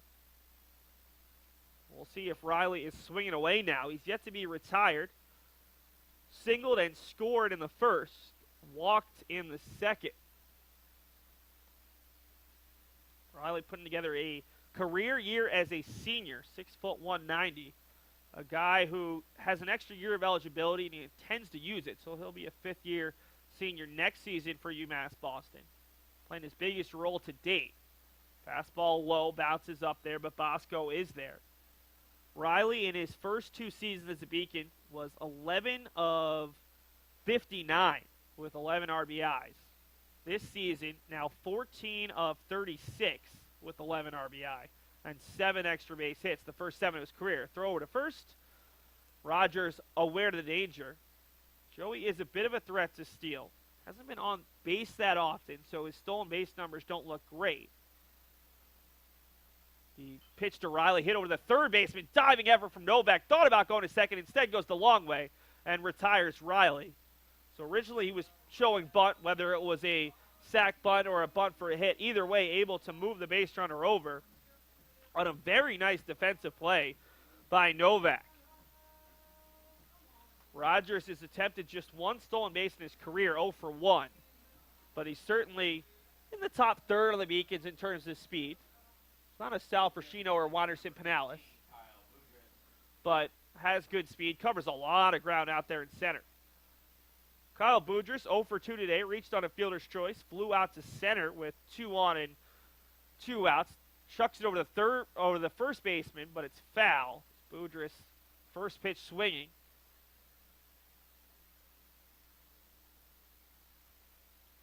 Boudreaux had been a everyday starting position player throughout his career, but has started the last 6 games, or 5 of the last 6 as a designated hitter due to some leg injuries and the ability of Riley to play some pretty strong defense and also hit as well as he's hit.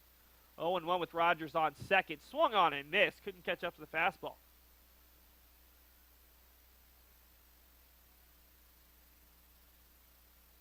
Boudreaux went 3 for 8 thus far this week, so he's been one of the Beacons' better hitters, including an RBI yesterday against Western New England. Breaking ball bounces up there 1-2 now. That ended a stretch where he probably went 0 for in a doubleheader for the first time in his career last Saturday against Suffolk. 0 for 7. This is a guy who has just been so consistent for UMass Boston at the plate. The 1-2 is just off the corner, 2-2. You look at Boudreaux' first 2 seasons. .335 as a freshman with 54 hits in 45 games. .369 as a sophomore with 69 hits in 45 games. Just a tremendous collegiate hitter. 2-2, flared out to left. This one has a chance to get down, but a nice running play from Cedeno for the second out of the inning. Seen Cedeno make a couple of nice plays out there and getting to the ball. And there's 2 down for Dave Murphy.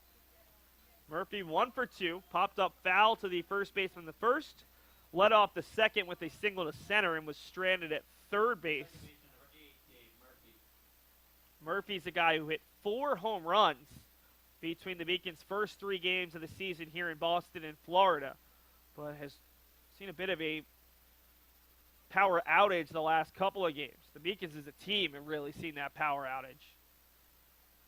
Murphy has had his first extra base hit for UMass Boston in New England yesterday with a double. Flares that one out to right center. Chasing it down is good when long run, and instead it's the right fielder, Justin Stone, who was standing still out there, and I completely missed it. So the Beacons leave another base runner. 8 base runners through 4. It's 1-1 between the Hawks and the Beacons.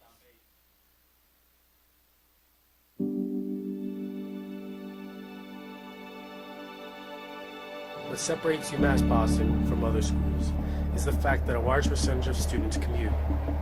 For me, it takes 2 hours each day to go to and from school, but every second has been worth it because the students that come here are serious about learning, they value their education, and understand where it'll take them in the future. This is what UMass Boston means to me.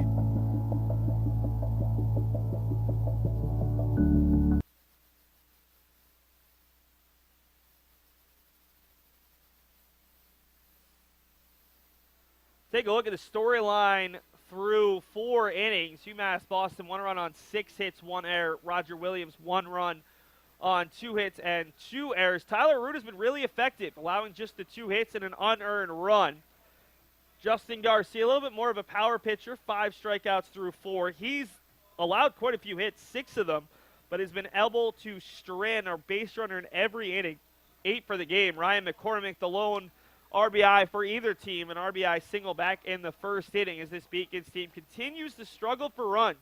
You look at their start to the season, they had 20 runs against LaSalle, 19 against Nichols, 11 against SUNY Oswego, 9 against Spalding, 13 against the College of St. Scholastica. The Beacons return from Florida with the 10th highest scoring offense in all of Division III at 9.6 runs per game. Since then, UMass Boston has managed 3 runs against Suffolk in a win, 1 run against Suffolk in a loss, 2 runs against Westfield State in a loss, and then 6 yesterday. The Beacons, with just 12 runs over their past 4 games and just 1 today, as it's flared out to right. This has a chance for Herzog, but he can't quite get it fast enough over to the first baseman Fowler. If that was a slower runner instead of Goodwin, the 9-hole hitter, that could have been an assist for the outfield, as that ball was hit sharply enough and Herzog was charging, but instead Goodwin showing off the wheels, and he's a leadoff base runner. The first leadoff base runner that the Hawks have had today. On the other side, the Beacons have had a leadoff base runner in every inning. They just haven't been able to do much with it. Aruda throws over. While Bosco and the Hawks have done a phenomenal job of shutting down the running game, the Beacons have not been quite as successful. Look at UMass Boston thus far. They've thrown out 4 base runners in 21 attempts, and the Hawks don't even have to potentially send Goodwin to second. He'll be able to walk down there after Aruda plunks his second batter in the past 3 innings. Danny Roth taken in the back. He's reached twice in 3 trips. And there's 2 on with no outs. Easily the roughest start to an inning that Aruda's faced. Goodwin on second, Roth on first. For the 2-hole hitter, Dean DePretta, who has the lone extra base hit for either team today. A double down the left field line with 2 outs in the third.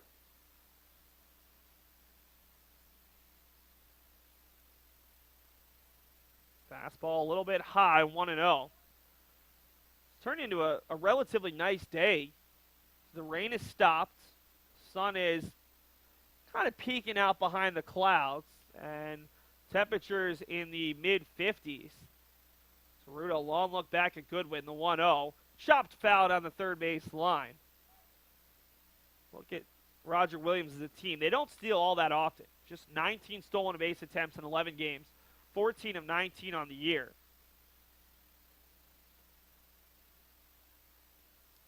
Goodwin is 1 for 2.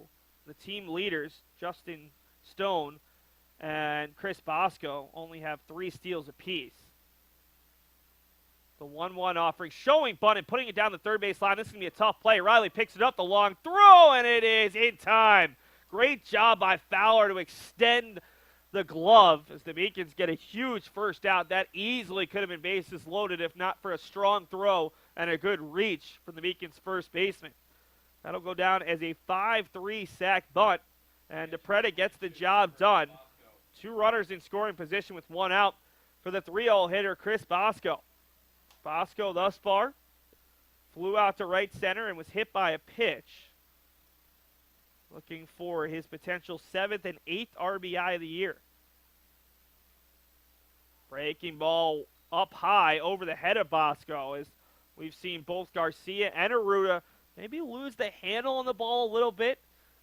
It was raining heavily before this game started, as we see Jack Harrington come out to have a conversation.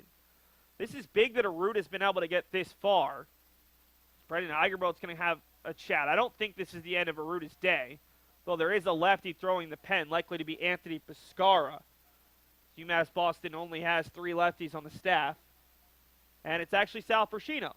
So I had a 33% chance, and I missed. JT Moore not likely to be throwing today. He's probably starting tomorrow. So I had a 50% chance, and I still missed. The Beacons pen a little bit taxed after yesterday. Josh Gerson went just 2/3 of an inning before being pulled, so the bullpen had to go 8 1/3 innings. We definitely won't see Ben Gottesman, who went 4 1/3 innings of relief, allowed just the 1 run. Alex Carasoto, Mike Doherty, and Bobby Tramandozzi all went an inning or an inning plus. So Tramandozzi and Doherty also not available. It's the 1-0 breaking ball kept alive there by Harrington. And it's 2-0 here to Bosco. First base is open, but you don't really want to face Stone with the bases loaded. Stone, the team leader, with his 10 RBI. He came up the last time, chopped it over to the third baseman. And Riley couldn't handle it. Led to a run coming in on an error. 3-0 now. We'll see if the Beacons give Bosco anything to hit. Aruda has walked just the one batter thus far, but has plunked 2 guys. Throws a fastball on the outside, corner 3-1. Bosco certainly giving the red light there.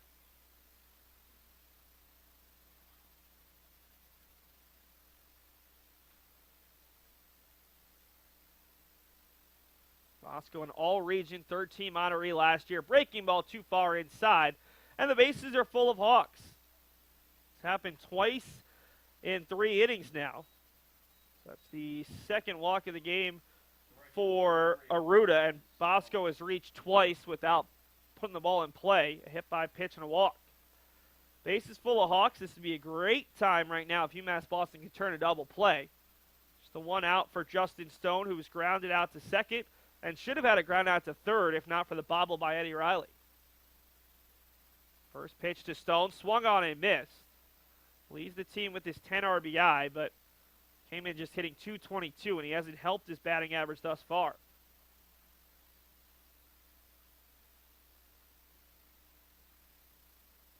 Stone a season ago had just 11 RBI and 70 at-bats. Ball chopped over the third baseman Riley, but foul, 0-2. Stone, not an easy guy to strike out. 12 strikeouts and 70 at-bats last season versus 10 walks. This season, Stone has already struck out 7 times in 45 at-bats. Little bit higher ratio, but still not a high strikeout guy. 0-2 with 1 down. Beacons desperate to keep this game at 1-1 here in the top of the 5th. Breaking ball at Harrington, a nice block. Bounces a few feet away, but no advancement from any of the runners. 1-2 as the Beacons try to get Stone chasing. Shane Novak in the on-deck circle. 0-for-1 with a walk. Hawks have loaded the bases up on a single, a hit by pitch, and a walk.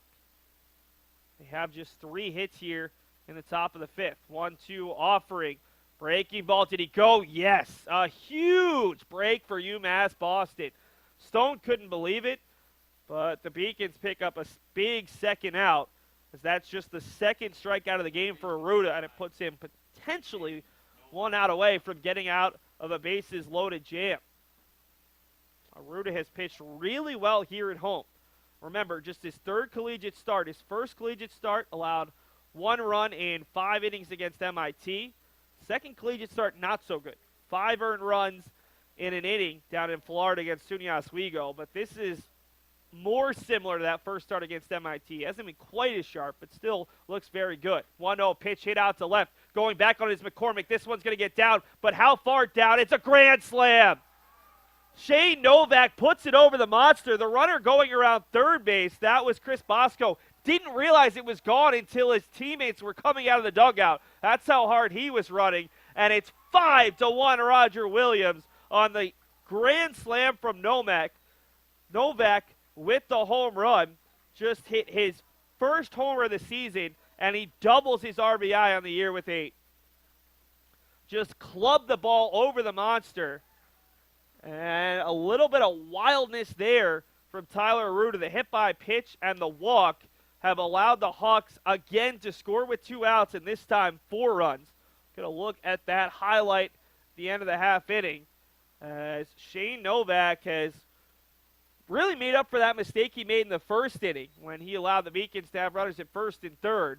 It's now 5-1 Hawks over the 4th-ranked team in the country, and the Beacons' struggles continue.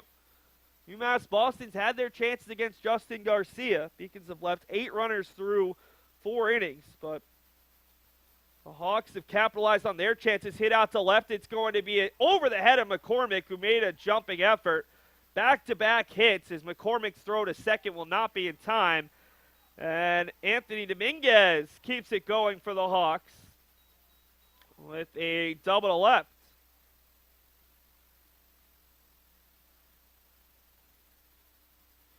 And now you got to figure that the Designated hitter number 34, Brandon Jenkins.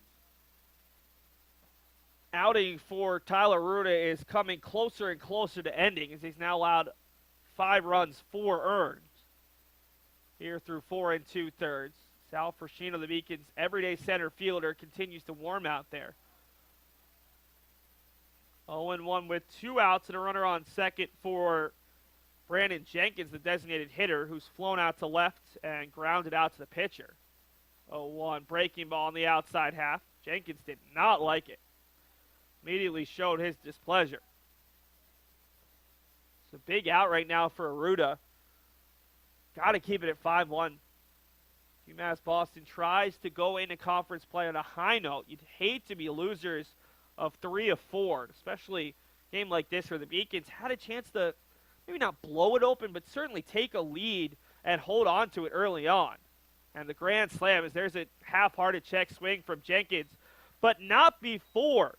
The grand slam from Shane Novak, we'll show it to you right now before we head to commercial, is the difference as Novak clubs it over the monster to give Roger Williams a 5-1 lead. And you see it here, the fastball turns on it, and McCormick can only turn and hope that it's not going to be over.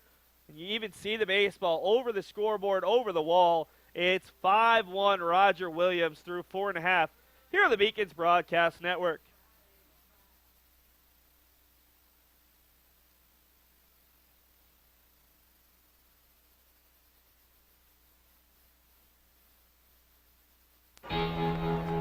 Cheer for the stumbles.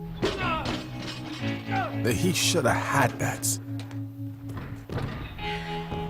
And the tears that linger. For in those moments, greatness lies. There, you will find the provoked, the determined, the unified. It's in those moments that champions are born.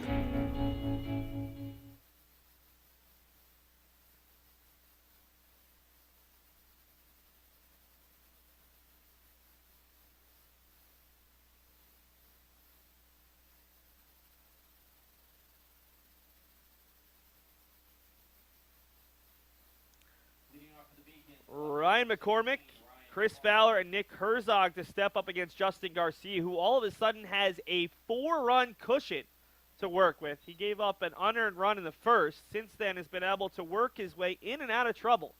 Has left multiple base runners in 3 of the first 4 innings, base runners in all 4 innings, but has been able to work around it as the Beacons have 6 hits and 2 walks, but just 1 run to show for it. McCormick takes a breaking ball low, 2-1. The Beacons have had a leadoff single in each of their first 4 frames. Still looking for that first extra base hit. McCormick takes it low, 3-1. A walk would be just as good if you're a Beacons fan. Look at UMass Boston during this recent slump offensively. It's not just been getting hits, although that's been a big part of it. The 3-1 offering is right down Broad Street, fastball for strike 2, count runs full. The Beacons in their last 4 games, 4 hits, 3 hits, 5 hits, 11 hits yesterday. That's off the corner for strike 3. I don't like to contradict the umpires, but Mark Delaney looked like he just punched McCormick out on a pitch that was pretty far inside. From my angle, slightly over Delaney's left shoulder. That pitch looked like it was over the edge of the batter's box. McCormick couldn't believe it. Strikeout number 5 for Garcia, I believe. And that one nearly catches Fowler. Beacons will have an even tougher time to score runs here in the 5th. They don't have a leadoff base runner for the first time today. Yeah, that was the 5th strikeout of the day for Garcia. 3 of them by way of the looking strikeout. 1-1 to Fowler, who's 1 for 2, a strikeout swinging, and a single to left. Trying to break out of a slump of his own as he takes a pitch outside 1-2. You look at UMass Boston, so 5 hits or less in 3 of those games, 11 hits yesterday. They've had just 3 doubles and 1 home run in those 4 games. This is a team that was consistently producing 4 or even 5 extra base hits through their first 10. Fowler goes down by way of the swinging strikeouts. So now there's 6 strikeouts for Garcia, who seems to be only getting better as this game goes along. Garcia looking for his second consecutive victory. Came in with an ERA of 6.75, but looks pretty good right now. Herzog shows bunt, pulls it back, and it's ball one. Nick has struck out looking and walked. Trying to put the ball in play for the first time today. The 1-0 to Herzog. He's flared out to right center. This one has a chance to be extra bases, and it bounces off the wall. That one was hit a lot harder than I expected. Herzog is going to hold up at second, and the Beacons have a base runner here in the fifth after a rocket out to right center. Ball ended up bouncing right in front of the Beacons bullpen, somewhere between about 380 and 420 feet out there in right. It's not quite enough to get over it, maybe a foot and a half, 2 feet shy of a solo home run with 2 down. So bring up Charlie Hughie, 1 for 2. Single to center back in the second and struck out looking with the bases loaded in the third. Hughie takes a fastball up and away, 1-0. I mean, you look at some of the Beacons' numbers in terms of extra base hits prior to coming back to Massachusetts. In their last game in Florida, 4 doubles and a homer against the College of St. Scholastica, nationally ranked team. Hughie takes a breaking ball low. The previous game, 3 doubles and a homer against the nationally ranked Spalding University team. Previous game, they didn't hit all that well, 8 hits, 1 double, and a win over Rochester Institute of Technology. The game before that, a double and a triple, 11 runs against SUNY Oswego, a nationally ranked side. Then just 1 home run and 6 hits and a loss against the number 1 ranked Rowan University team. But before that, 2 doubles and 2 home runs against RIT. 4 doubles, 2 triples, and a home run against Nichols. 2 doubles and a win over St. John Fisher. A double and a triple against MIT. A double against Brandeis. 8 doubles, 3 triples, and 2 home runs against LaSalle. Beacons team is clearly capable of extra base hits, but they have just 1 today and 4 in their previous 4 games. 3-1 to Hughie with Herzog out there at second base. We'll see if he gets the green light here. The Beacons look for their first run since the first inning. 3-1, offering too far inside. Beacons have back-to-back base runners with 2 down as Garcia issues his third free pass in 4 2/3 innings. Bring up Jack Harrington, who came up swinging with the bases loaded back in the third and hit a soft fly ball to left. He'd love to come through right now with his third hit of the season. At this point, the way the Beacons are hitting, it almost becomes as much mental as anything physical. Every guy on this team knows how much they've struggled to hit. The first pitch to Harrington is outside and low for ball 1. Beacons have been ranked in the top 5 nationally all season long. Because of their strong start to the year, the Beacons are still hitting .299, an on-base percentage of .400. This was a team that was absolutely raking before about a 10-day break between their Florida trip and playing last Saturday and their first games back from Florida. Another part of it is UMass Boston was facing a lot of high-velocity pitchers, the number 1 pitcher for all these teams from out of region down in Florida. And then they've come back. A lot of these pitchers out of conference are not throwing quite as hard, and UMass Boston struggled to adjust. 2-0 to Harrington. As all of a sudden, Garcia's lost the strike zone. 6 of his past 7 pitches have been out of the zone, including a 5-pitch walk to Hughie's over there at first base. 2-0 offering to Harrington, bounces up there. Bosco's going to throw back, and it's a close play, but it bounces off the bag, maybe Herzog. And either way, Herzog is back in time. It's the 3rd time we've seen Bosco try to pick off a runner, and all 3 have been semi-close. That one wasn't that close, but still, he's keeping the Beacons runners honest. And that's big when you've got 2 down. Single could potentially score Herzog. 3-0 here to Harrington. Got to expect he's got the red light, and he'll take all the way. Fastball on the outside corner, 3-1. Beacons trying to avoid leaving multiple base runners for the 4th time in 5 innings. Left at least 1 base runner in every inning. way outside, and the bases are full of Beacons for the third time in 5 innings. The bad news is, if you're a Beacons fan, they've yet to score with the bases loaded. UMass Boston left them loaded in the 3rd inning. And now they have the bases loaded in the 5th thanks to back-to-back walks, and it's Joey Rogers. Rogers with just the 1 RBI in the season.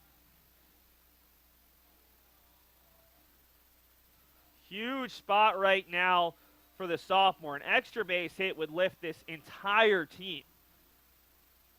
Rogers on the season now, 3 for 17.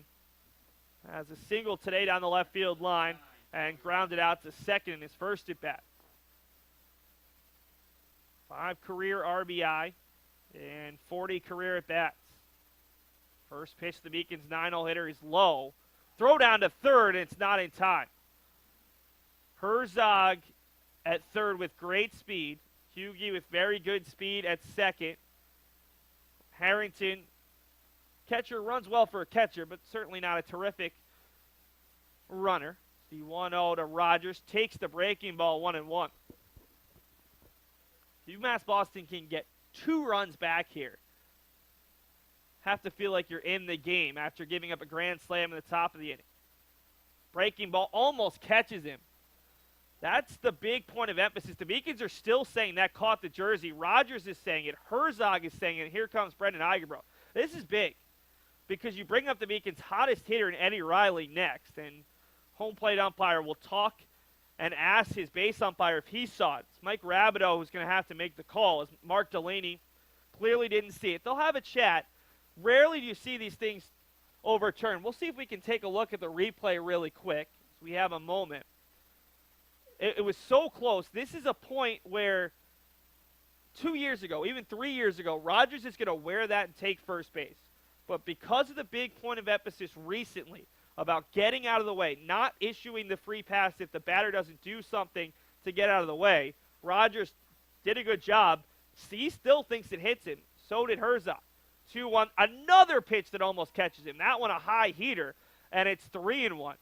Garcia has thrown 1 strike. Actually, he's thrown 1 strike to each of the past 3 batters and is in peril of walking in a run here with 2 down. Beacons have had 3 consecutive runners reach, and that one's on the corner, strike 2. Very close. Bases are full. UMass Boston, still a couple guys in the dugout who are gesticulating as if Rogers should already be over at first base on 2 different pitches in this at-bat. Runners will be off on the pitch. 3-2, 2 outs. Beacons trail by 4. Desperately need to get something going right here. The 3-2 pitch, Rogers fouls it off, and we'll do it again. Almost looked as if Garcia hesitated there enough where I've been thinking balk. It was a very different delivery than we're used to seeing.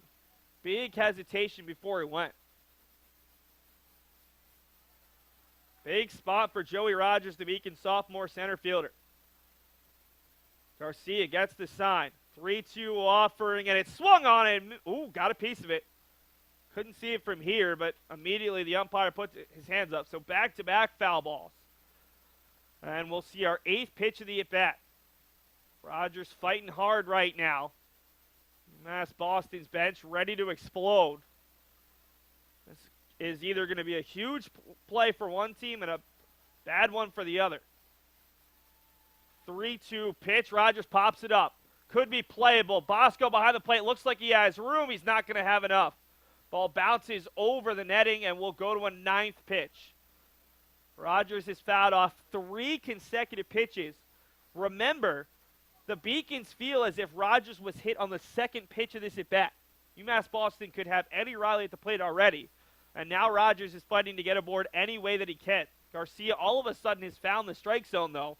Good news for the Hawks after he had walked back-to-back batters and was behind in the count at 3-1. Runners take off again. 3-2 pitch. Rogers hits it softly over to the second baseman. Plenty of time. The throw, and the Beacons leave the bases loaded for the 2nd time in 3 innings. UMass Boston has left 11 base runners through 5 innings.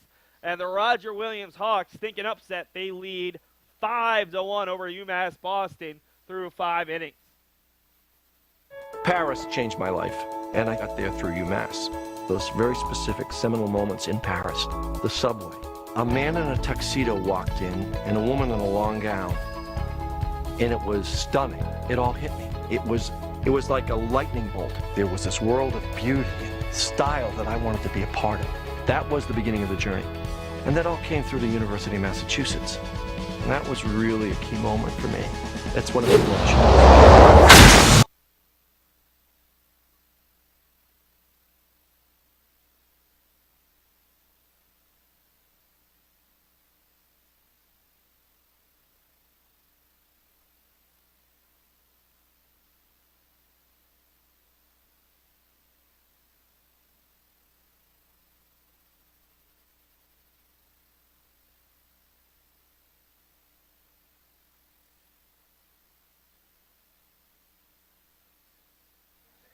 Beacons will bring in a new pitcher to start the 6th inning. It's their center fielder / left-handed pitcher, Sal Ferschino. Senior out of Derby, Connecticut, stands at 5'8", 145. Not a spot we've seen Sal a lot in the past 2 seasons. Did not pitch an inning a year ago. This is just his 2nd appearance of the season. He threw 1 inning in relief against Brandeis University in the Beacons' 4-1 victory. Allowed 2 hits, 1 run. Back on March the 5th. He'll now pitch on the 2nd to last day of March against Roger Williams. He did pitch a lot as a freshman sophomore. In fact, he was a starting pitcher. He threw 6 starts as a freshman, went 1-4 with a 9 ERA, 22 strikeouts versus 11 walks. As a sophomore, 9 appearances, 4 starts, finished 3-2 with a 2.66 ERA. So big contrast there between a 9 ERA and a 2.66 ERA. 13 strikeouts versus 8 walks. In fact, he was such a trusty pitcher for Brendan Igerbro that he pitched the 4th game of the Mid-Atlantic Regionals when UMass Boston made the NCAA tournament back in 2016. Ferschino, a guy who plays every day pretty much in center field. So gets a rare day off, and he's told, hey, head out to the bullpen. Your number could be called today, as the Beacons needed a couple extra arms out in the pen with a couple of their top relievers unavailable today. You also probably don't want to use Bobby Tramondosi if you don't have to, as he pitched yesterday. Even Joe McGuire, a guy who hasn't pitched yet. He didn't pitch yesterday, hasn't pitched today, but you probably want to save him so he can go an inning or multiple innings tomorrow in games that matter a little bit more against Eastern Connecticut State. Beacons really shooting themselves in the foot right now when it comes to potential at-large contention. Although conference play not having started, you're not focused as much about that. But UMass Boston losing some games here in late March that they could look back on and really think maybe that cost us seeding or even a potential at-large bid, although there's still a lot of baseball to be played. UMass Boston playing just their 16th game on the season. Currently trailing 3-8 Roger Williams. 5-1 thanks to a big fly, a grand slam from Shane Novak over the mini monster here at Monin Park. Stands at 27 feet instead of the 37 feet you see at Fenway Park. Of course, the Red Sox opened up play yesterday, as did all of Major League Baseball.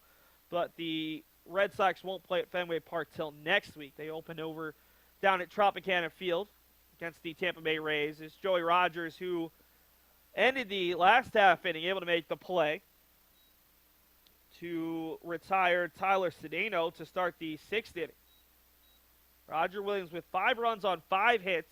The final line on Tyler Aruda, the Beacons starting pitcher who's currently in line for the loss.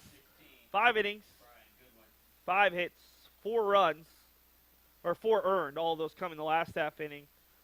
2 walks, 3 strikeouts, and, of course, the 2 hit by pitches, as that one's popped up on the right side. Murphy is there, and he will make the play. A quick second out to retire Brian Goodwin.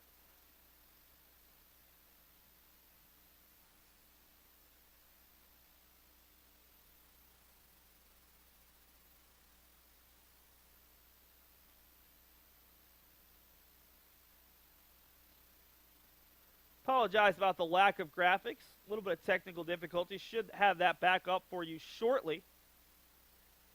So I'll just have to provide you a little bit more information than I would have otherwise. Danny Roth, the leadoff hitter at the plate. He's reached twice in 3 trips. Grounded out to the first baseman to start the game. He singled and scored in the 3rd and then was hit by pitch and scored in the 5th. Nice day for the leadoff hitter. Even the count at 1-1 after that breaking ball fooled him. The Hawks have done all of their damage with 2 down. 1 run in the 3rd, 4 more in the 5th. They've done very little damage in odd-numbered innings. In the 2nd, 4th, and 6th, they've had just 1 base runner thus far. That came by way of a walk. On the other side, they went down 1-2-3 in the 1st, but in the 3rd and the 5th inning, they've combined for all 5 of their hits and all 5 of their runs. 1-2 with 2 down. Frashino's fastball tails away, and it's even at 2. 2-2, 2 down. 5-2 Roger Williams leads here in the top of the 6th inning. UMass Boston looking to avoid their 5th loss before the start of April. Flown out to deep right center. Rogers, though, is there in plenty of time and makes the play. A 1-2-3 inning for Sal Frashino. He did his job. Now we'll see if the Meekins can do something, as it'll be the top of the order working against the Roger Williams pitching staff. The University of Massachusetts Boston. It's just minutes from downtown, and the Princeton Review calls it one of the best values in the country. A nationally recognized institution of academic excellence and research, UMass Boston offers more than 150 undergraduate and graduate programs, 16 Division III sports, and more than 100 student organizations. To learn more about the opportunities waiting for you at UMass Boston, visit in person or online. UMass Boston, a research university with a teaching soul.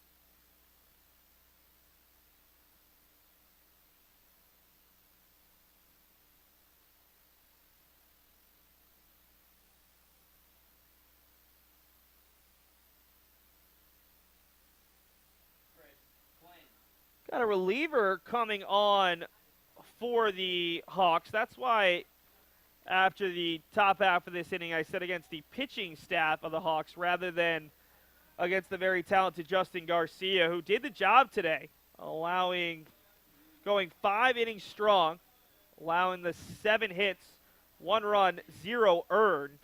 He also was able to strike out 6 while walking 4. So towed the line, but able to do the job. This is just the 2nd appearance on the year for Chris Flynn, freshman righty, another 6'3" guy. This team looks kind of like a basketball team out of Naugatuck, Connecticut, attended Holy Cross High School. Came in a 8-1 loss against Case Western Reserve, a team out of Pittsburgh. Went an inning and a third, struck out 2, did not allow a base runner back on the 13th of March.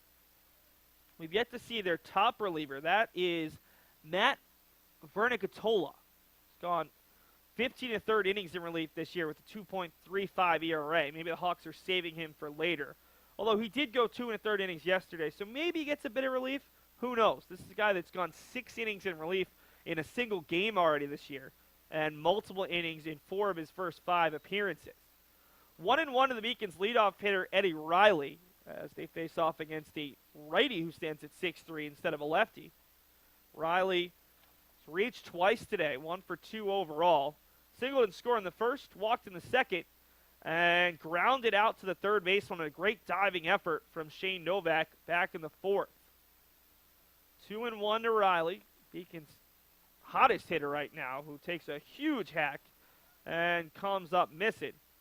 2-2. Beacons led 1-0 after 1, but gave up the tying run in the third and then a grand slam to Novak back in the fifth. Count runs full to Riley. Beacons have walked 4 times today. So they've had their base runners, but again, just struggling to drive them in. 3-2 offering misses outside. The Beacons have a leadoff base runner for the 5th time in 6 innings. First base runner that Chris Flynn has allowed this season.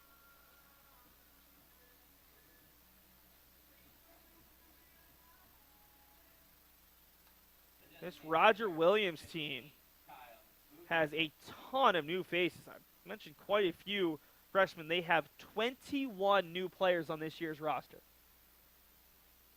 Pretty much the entire new roster, especially for some of the smaller programs in New England. They look like they're 30, maybe 40 strong. Kyle Boudris takes a cutter on the inside half, 0-1. Boudris 0 for 3 on the day. That's a rarity. He's flown out to left, flown out to center, and hit into a fielder's choice to the third baseman. Riley over there at first base. Dives back in. It's clear that Flynn does not have quite the same pickoff move as Garcia, although the real threat when it comes to the running game is Bosco behind the plate. It's thrown as a team, they've thrown out 9 of 10 potential base runners. 0-1 effort is just a bit inside with the breaking ball, 1-1.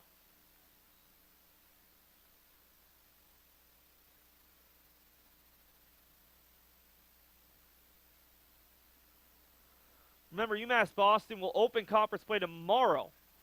Beacons will travel to Eastern Connecticut State. The throw is close, and Riley's picked off. So, just as I mentioned, as Flynn doesn't have a great pickoff move, we see the real move on the second effort, and the Beacons have their first runner thrown out today. We thought it might be by way of a strikeout. Instead, it's a 1-3 pickoff. That's kind of the way that things have been going for UMass Boston over the last week. Remember, the Beacons will open conference play tomorrow at noon. You can see those games on LittleEast.tv and ETV. Do a pretty good job down there at Eastern broadcasting the games.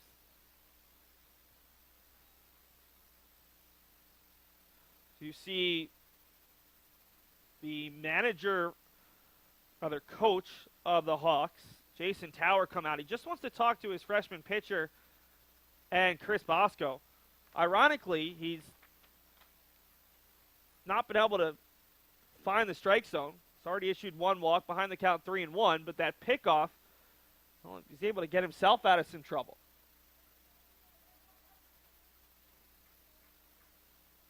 Clouds have returned and look kind of ominous out around the Boston skyline.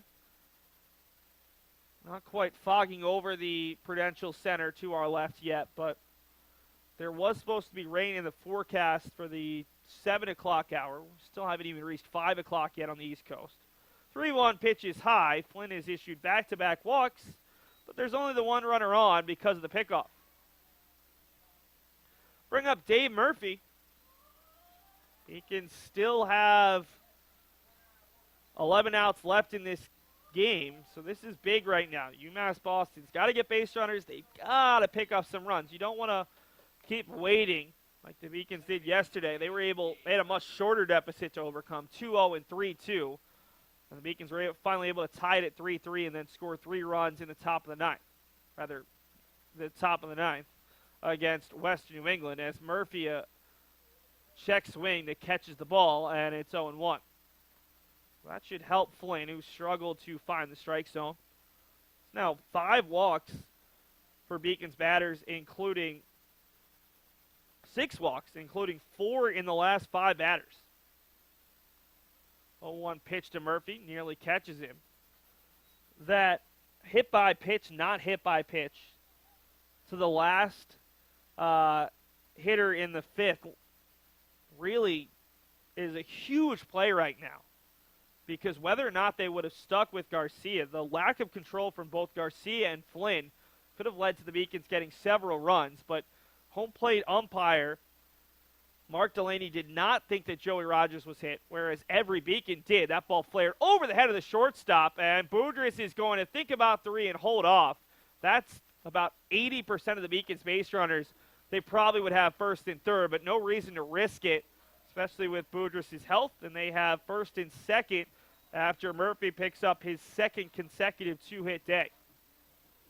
Just flared over the head of the shortstop, and with the center fielder Brian Goodwin playing so deep, he had a long way to come. It's Ryan McCormick up. He's struck out swinging, struck out looking, and has an RBI single today through the left side. 2 on, 1 out against the freshman Flynn, who throws one right down the middle for strike 1.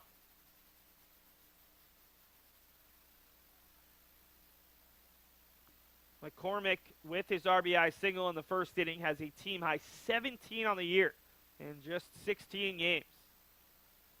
Got a chance to drive a couple more. Driving a couple more right now with 2 runners on and just the 1 out.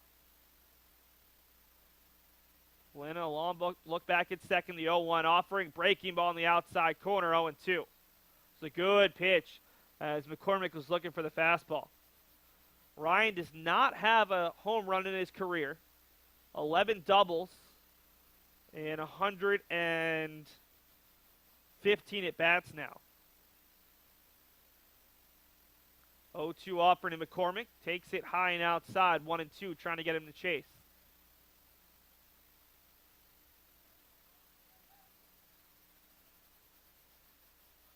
Beacons have 1 extra base hit in their last 3 games here at home, a double from Charlie Hughey. McCormick swings and misses, strikes out for the 3rd consecutive at-bat, and there's 2 down in the inning.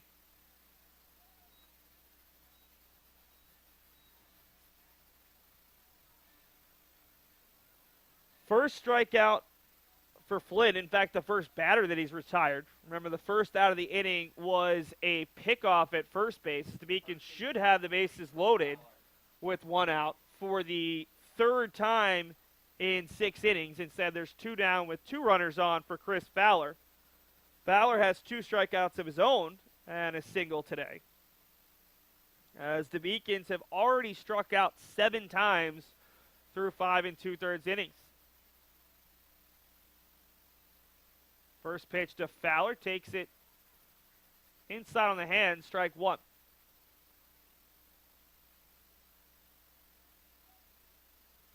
Beacons with just the 1 run on 8 hits and 6 walks. UMass Boston's left multiple base runners on in all but 1 inning thus far, trying to avoid continuing that stat as there's a breaking ball off the corner.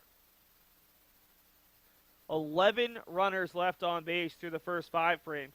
2 in the first, 2 in the second, 3 in the third, 1 in the fourth, 3 in the fifth. Boudris at second. He walked. Murphy at first. He singled. Not great speed on the base pass. Roger Williams leads 5-1 thanks to a grand slam from Shane Novak back in the 5th. Fowler, check swing. Did he go? No. Huge break for the Beacons. 2-1. And honestly, from a slightly partial observer up here in the press box, I think he went. I'm very surprised the Beacons caught that break, as Fowler was about as close as you can get without getting it called against you, and see if he can take advantage of it. Chris Flynn looking for his 2nd complete scoreless inning. Steps off. Went an inning in the 3rd. Striking out 2 did not allow a base runner against Case Western Reserve. This is his 2nd collegiate appearance, working against the number 4 team in the country. 2-1 pitch. Fowler pops it up a mile high. Easy play, a can of corn for Goodwin, and the Beacons have left 13 base runners through 6 innings. We go to the 7th. Roger Williams cruising. They lead 5-1.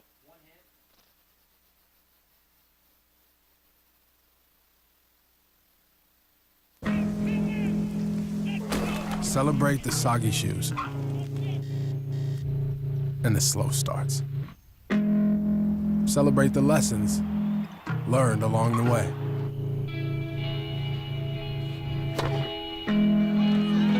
These are the wins. Not the shiny, nail-biting kind. These are the last a lifetime kind.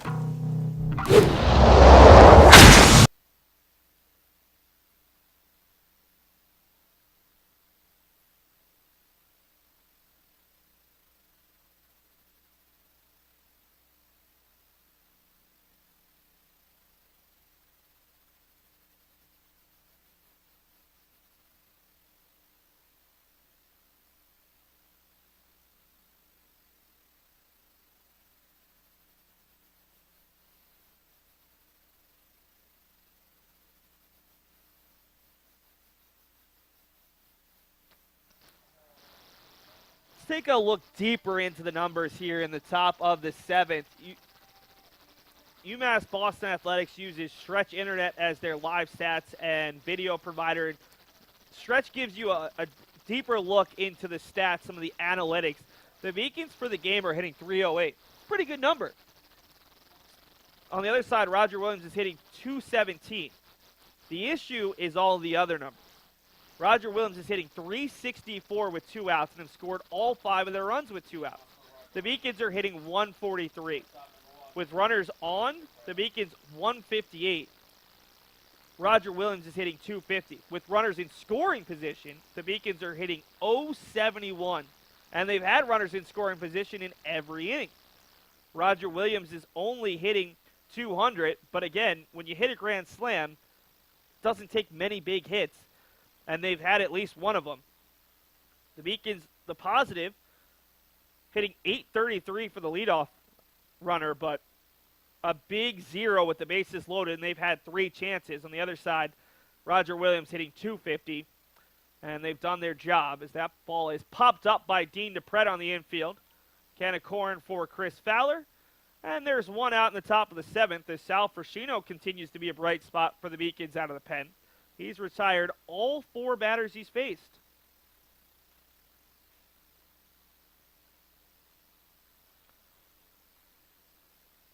So UMass Boston not getting it done with runners on and with 2 outs, and that's been a huge reason why the Beacons have just the 1 run that came in the first inning, an unearned run because of a throwing error by Shane Novak, the man who hit the grand slam, and has certainly made up for it.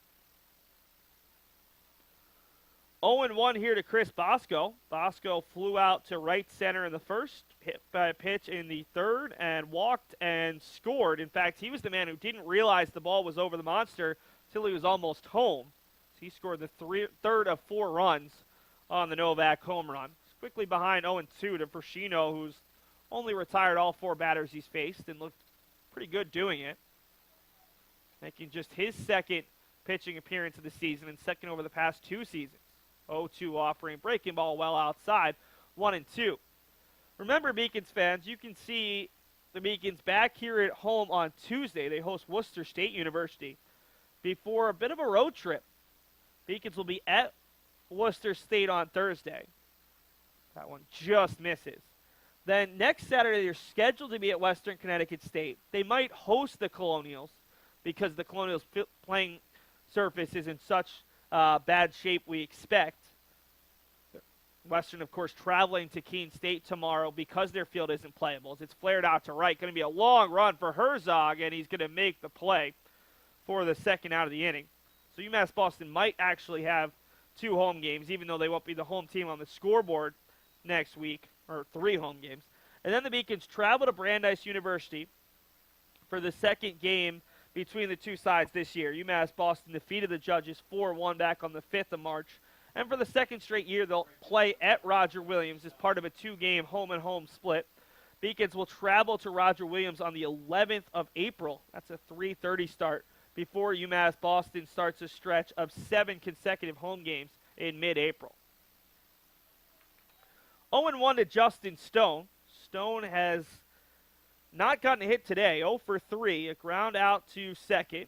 Reached on an error that led to the only run of the only unearned run of the game against Aruda, and then struck out swinging with the bases loaded and 1 out in the 5th. 1-1 to the third-team all-conference honoree from a year ago. 1-1 offering, hit hard but right at Murphy on a hop, throws it across. Sal Frascino's done exactly what he was asked to do. Get outs and do it quickly. He's retired 6 batters and faced 6 batters. We head to the bottom of the 7th. Can the Beacons finally begin to execute with runners on? Can they get runners on? We'll find out after this commercial break. Something I discovered in myself is that if I have a goal, I can accomplish it. It's a well-rounded experience. At a Division III school, you primarily a student athlete, so the school is really shaped around you developing yourself as a complete individual. It helps a lot that you have a family with your team that can guide you.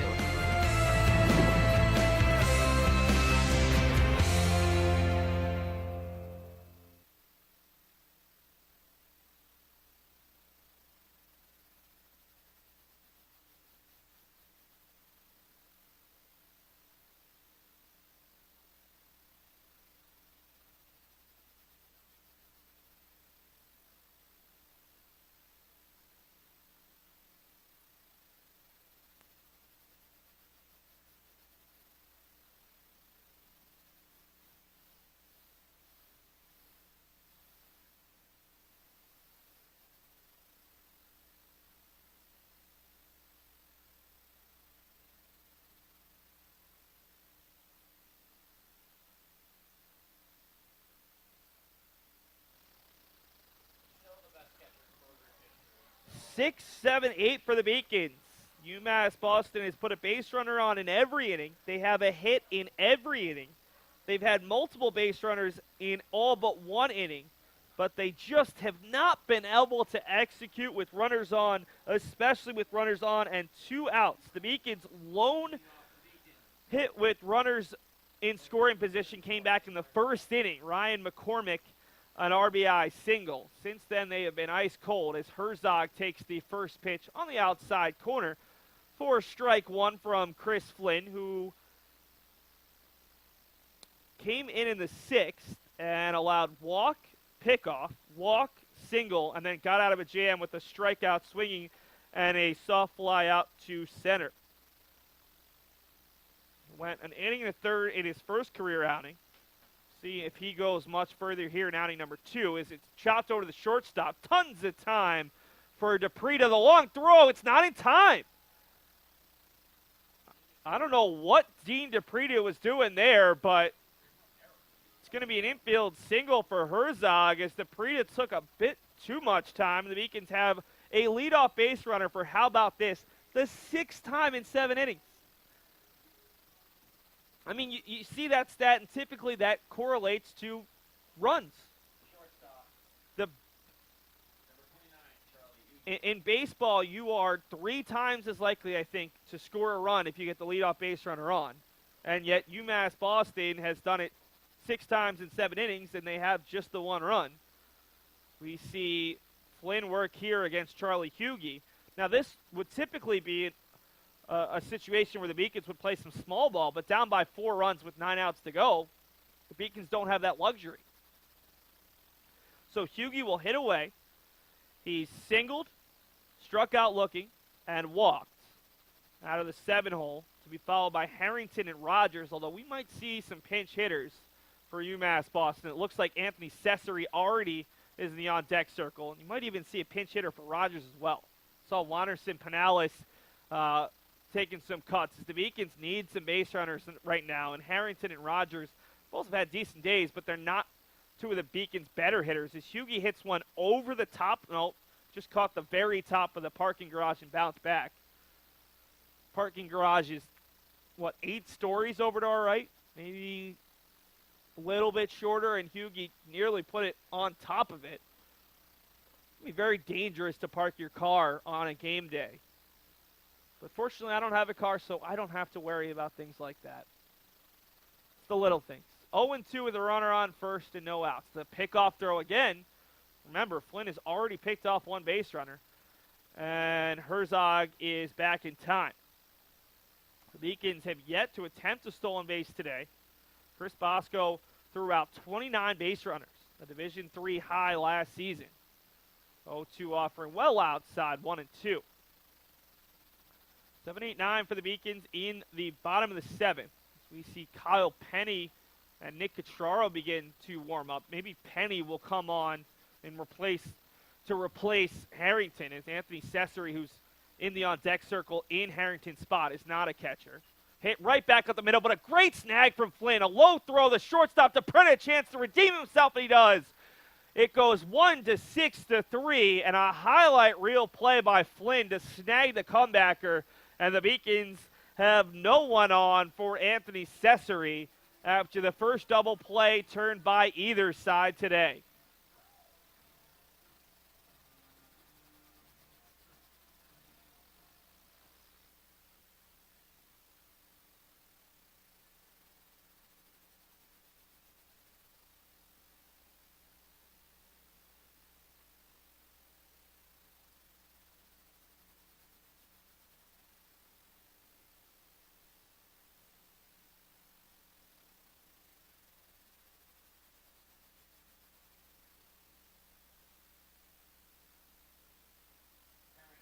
Anthony Cesare, the Beacons redshirt sophomore, who's DH'd quite a bit this season, will come on as the pinch hitter.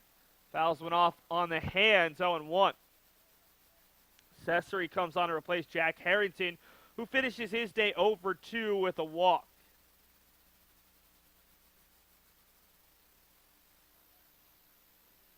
Oh, 1-2. Cesare comes in, and he says it's hit him, and he's going to get the benefit of the call. They say it hit his hand before it hit the bat, and Jason Tower is livid. Comes out of the dugout and is screaming at our home plate umpire. The umpires will have a conversation. To me, most of the time when you see a batter turn in on the ball and it hits them, most of the time they're going to call that a strike rather than give the call. But Mike Rabideau is going to back up his home plate umpire, which he's done all day. The umpires, not surprisingly, have agreed with each other, saying that it did catch the hand before it caught the bat, and Anthony Cesare's over at first base. My question is, if you're going to pinch hit him, why not pinch run him? And Brendan Eigenbrodt thinks the exact same thing. We'll see Anthony Cesare replaced by Nick Catraro, one of the Beacons' reserve outfielders. Catraro, a sophomore out of Beverly, Mass., will occupy first base. With 2 outs, and now an interesting decision as Joey Rogers will hit for himself. We expected Wanderson Pinales possibly in this spot. Rogers is 1 for 3, a pair of groundouts to second, and a single down the left field line. Came in hitting just 133.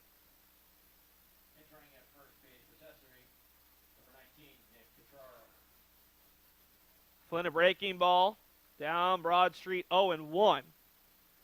Beacons have had base runners. They've had 5 base runners against Flynn here in an inning and 2/3, but haven't been able to do much with it thanks to a pickoff and then the double play that he started himself. Rogers, check swing. It was a strike nonetheless. 0-2. This just has not looked like it's going to be the Beacons' day. Got off to a good start with a run in the first, but left 2 runners on with 1 out as Rogers takes a high fastball 1-2. And ever since then, the Roger Williams staff has done a great job with runners on base, and they were able to chip away at the lead, tying at the 3rd, and the big hit, a Shane Novak grand slam over the monster to make it 5-1. Swung on and missed. Flynn picks up his 2nd strikeout. The Beacons leave another base runner. They've left at least 1 in every inning, and at this point, it's 14 through 7 innings as UMass Boston continues to trail by 4. I did receive a non-athletic scholarship upon entering school. I got the presidential scholarship, which was huge for me. I think there's more opportunities for academic scholarships in Division III. I did receive academic scholarships. Just being involved on campus, being a leader, all those things combined kind of get me recognized. It's a great experience for me.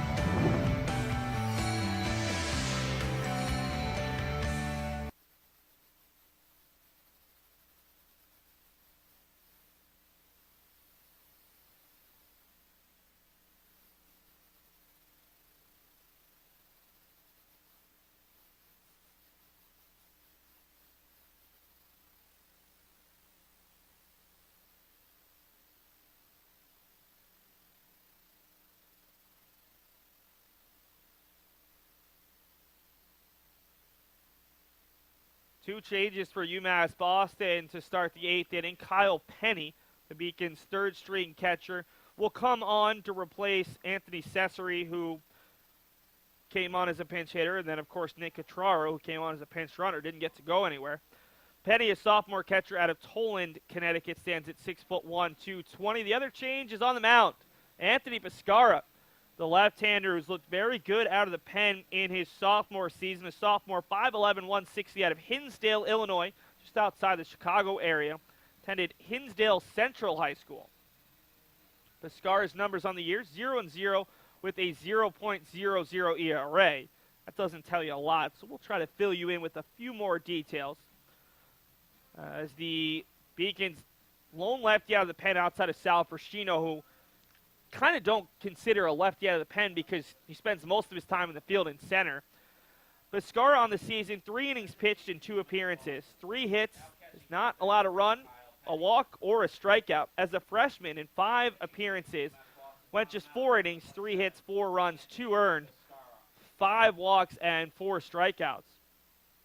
Pescara in his first appearance as a sophomore went 2 innings, allowing 2 hits against Rowan, and then pitched a scoreless inning on Tuesday against Westfield State, in which he allowed just the 1 hit.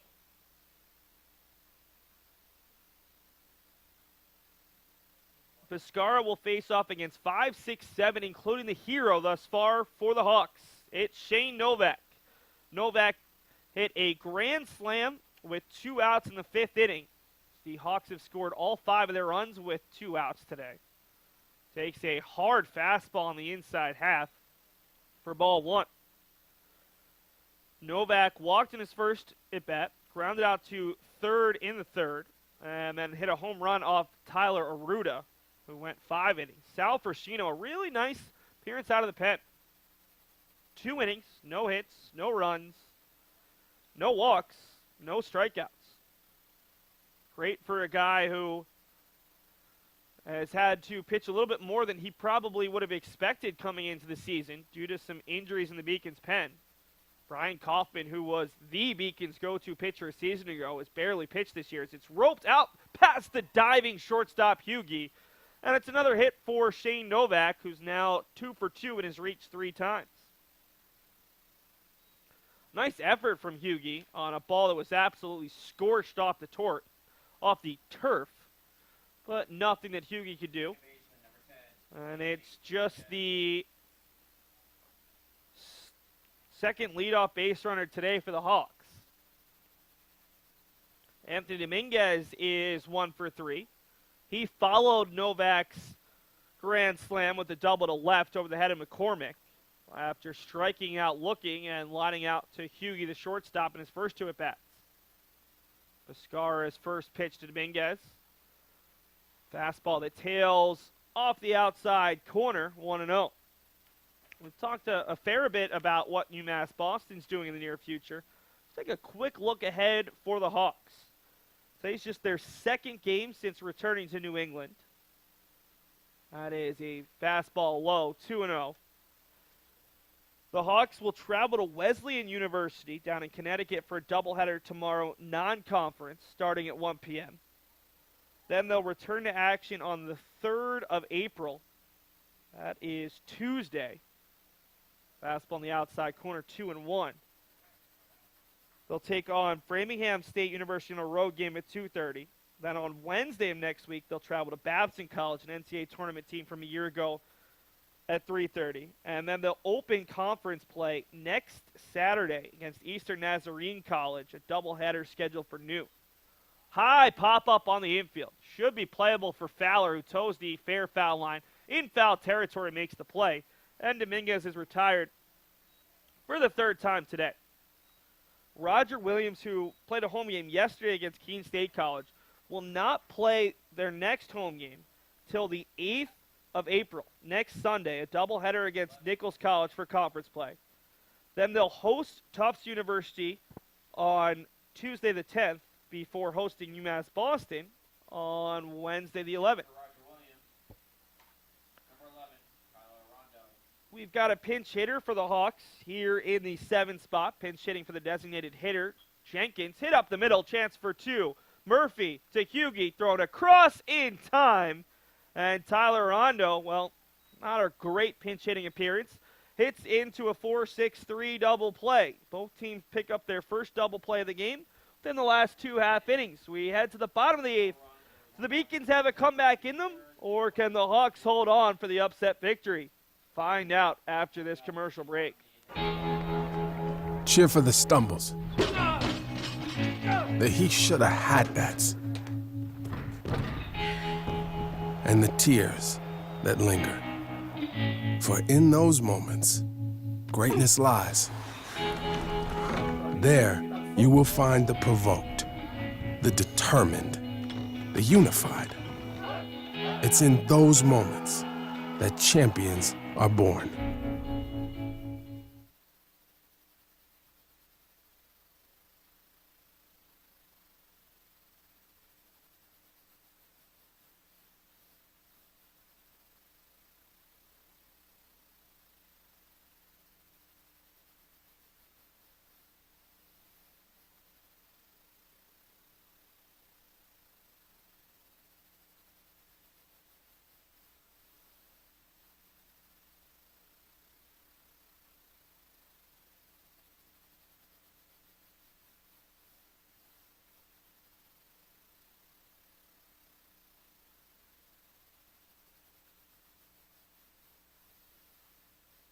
Chris Flynn is out for his 3rd inning of work. The freshman has looked good.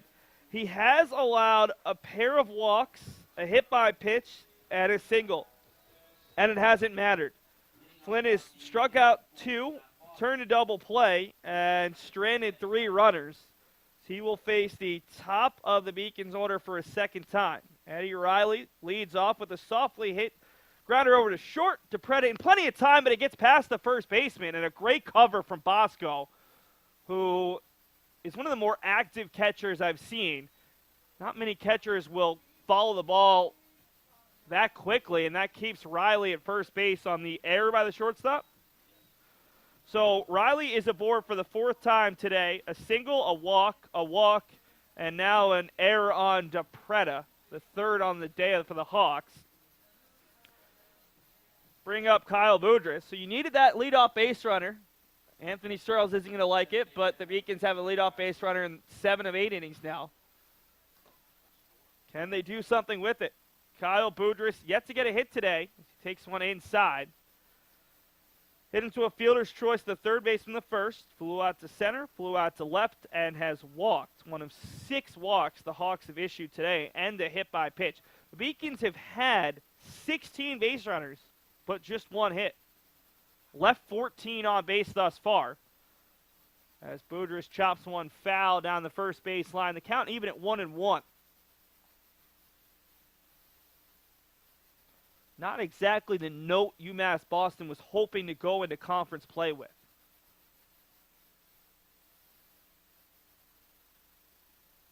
Flynn looking over, a long look at first, throws over. Remember, Flynn has already picked off Riley today.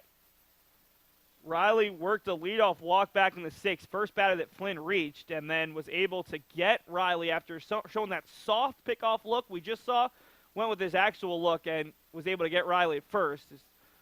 Flynn is up high, 2-1. There is someone beginning to warm, it looks like, out there in the Roger Williams pen. A righty is warming for the Beacons, although that might just be a bullpen. Piscara looks good in his inning of relief. 2-1 to Boudreaux, takes it up high, 3-1. Flynn has issued a pair of free passes. And I'm sure if you're Roger Williams head coach Jason Tower, you're probably not going to risk going too long with your freshman knowing how good the Beacons offense can be. Breaking ball on the inside, half count runs full. Don't expect to see Eddie Riley run here. Beacons have yet to attempt a steal today.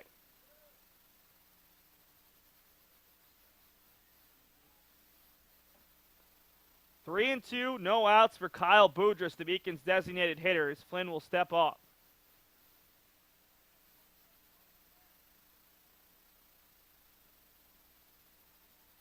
Wind blowing from left to right. Temperatures probably have dipped a little bit out there, although this was one of the warmest days in Boston since the season began on February the 28th. Full count. Beacons call for time, and Flynn is not going to like it. Boudreaux asking for time after a long delay. Weather app says that it's 57, feels like 54. Not too bad. Although, right off the harbor, it's probably a little bit cooler, as the wind is always somewhere between 5, 10, even 15 miles per hour stronger here on the Beacons campus than it is throughout the rest of Boston. 3-2 pitch coming to Boudreaux. 3-2 offering, swung on and missed. Kyle Boudreaux goes down swinging. A big first out for the Hawks and their fans to our left, as that is the third strikeout for Flynn and the 9th on the day between Flynn and Justin Garcia.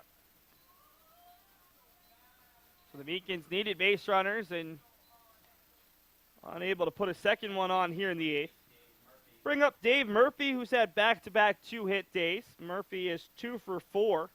Pair of singles, a fly out to right, and a pop-up foul as Flynn will go back over there to first base. And I think the last thing in the world that Eddie Riley wants to do is be picked off a second time by the same pitcher. UMass Boston cannot afford to run into any outs at this point. 0-1 breaking ball. Actually, rather, first pitch is a breaking ball for a strike.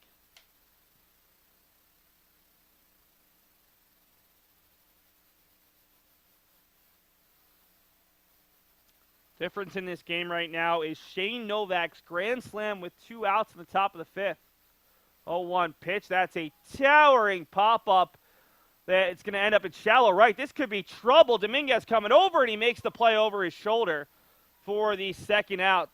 Dominguez looked like he was really struggling with that ball, and the wind blowing it a little bit, but able to make the play over there at second base, and there's 2 outs. UMass Boston looks more and more like they're going to go quietly into the night. The Beacons, through 7 innings, had left 14 base runners. Unless McCormick can do something right now, the Beacons will have left 15 through 8 innings. I highly doubt that anywhere in any record book is kept a record for how many left on base in a single game, as McCormick takes another pitch on the inside half. Ryan has not had a great day. Singled and drove in a run, but he struck out 3 consecutive times, including the couple of times with runners on. The 0-2 pitch hits it hard, but the center fielder Goodwin is there, and he'll make the play in right center. UMass Boston has left 15 base runners through 8 innings. Head to the 9th. Roger Williams looking to close this one out at Monin Park. The University of Massachusetts Boston, with its scenic oceanfront campus, easily accessible to downtown Boston, is recognized as a model of excellence for urban public universities. 16 NCAA Division III sports are part of the more than 100 student organizations that create an engaging campus life in America's biggest and best college town. UMass Boston, Boston's urban public research university for the 21st century.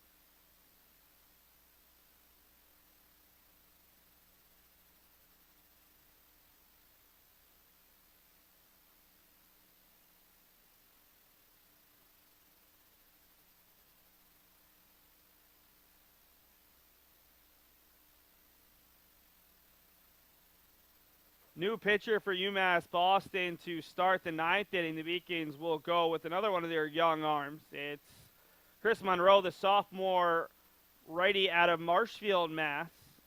See the 5.4 ERA. Not the greatest. 6 2/3 innings, 4 hits, 4 runs, 4 earned, 6 strikeouts versus 5 walks. The 5 walks are the big issue. Last year in twice as many innings, 14 2/3 innings, he walked 5 and struck out 12. Monroe has pitched better in his last 2 outings, though. Well, really, it's one of his last 2 outings. He gave up 2 earned runs against MIT in an inning. Then he had a scoreless inning against Rochester Institute of Technology. Against SUNY Oswego, 2 2/3 innings, he gave up 2 earned runs, with both of those runs coming in his 3rd inning of work.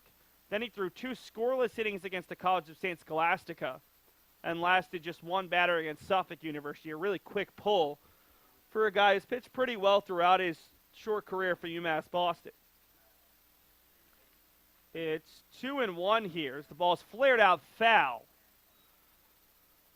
off the bat of Tyler Cedeno, who's 0 for 3, a ground out to second, a ground out to short, and a line out to center.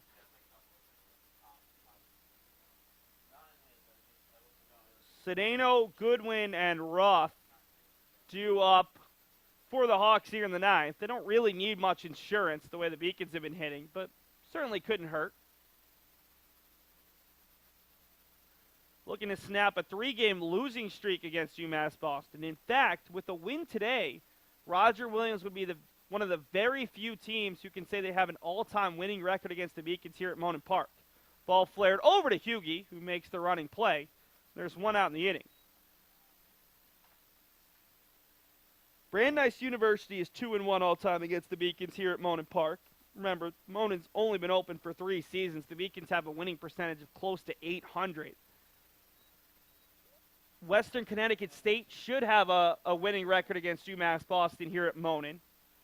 In fact, they're 4-2 all-time, although the Beacons will have 2 cracks at the Colonials potentially in not this Saturday, but next Saturday.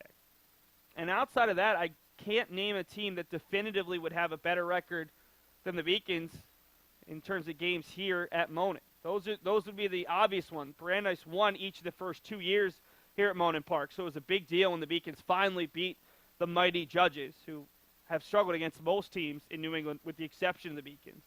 The 1-1 offering swung on and missed by Goodwin, who's 1 for 3. And then Western Connecticut State, the first year of Monon Park, split a pair of games in a conference doubleheader where the Colonials were the home team playing on the road, and then earned 2 wins against UMass Boston in the LEC tournament before being swept last year by the Beacons. So UMass Boston's 2-3 all-time against Western here at Monon. Ball flared out to the left center, and this one is definitely going to get down over the head of Hughie for a 1-out single from Goodwin, who's 2 for 4. Not a bad day out of the 9-hole. So he's aboard with 1 out for the top of the order, and Danny Roth. Roth has grounded out to first, singled and scored, was hit by pitch and scored, and flew out to right center. So 1 of 3 with a pair of runs scored. Leads the team with those 2 runs as the throw over to first is not in time. Remember, Roger Williams doesn't run all that often.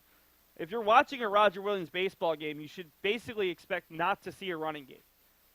They've only allowed 1 stolen base on 10 total attempts, this coming in today in 11 games. And they've only attempted 19 stolen bases. Riley to Murphy. The throw across. The Beacons have turned double plays in each of the past 2 innings.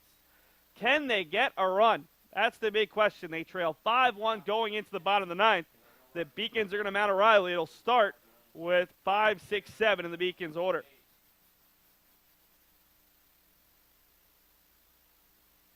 Division III allows you to give yourself to other things. Having that free time allows me to pursue the things that I want to pursue. Division III athletics affords students the opportunity to, engage in the other interests in their campus and in their lives outside of that sport.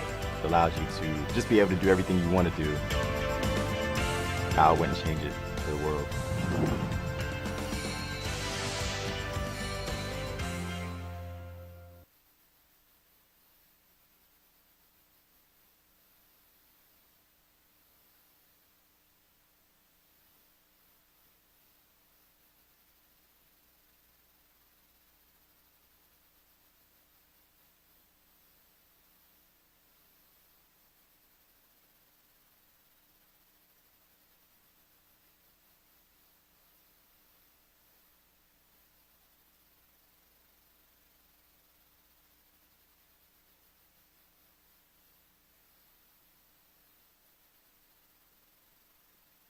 Bottom of the ninth, and the Beacons will have to come up with something against Chris Flynn, freshman who had pitched an inning and a third previous to today, has gone 3 scoreless against UMass Boston. He has had to work around some trouble as the freshman has allowed a pair of hits, walked 2, and had an error committed behind him. He's stranded 4 runners in 3 innings as the Beacons have left on a season-high 15 base runners through 8 frames. Chris Fowler leads off, takes a breaking ball down the middle. Fowler is 1 for 4, a single and a pair of strikeouts, along with a fly out to end the 6th in the first inning of work for Flynn. Flynn, a 6'3" righty out of Naugatuck, Connecticut. Pitched extremely well in relief of Justin Garcia, who's in line for the win. Fowler pops it up, good win, short little run, and he will make the play. The Beacons' leadoff hitter is retired for just the 2nd time today. That had been the one thing UMass Boston had done well offensively.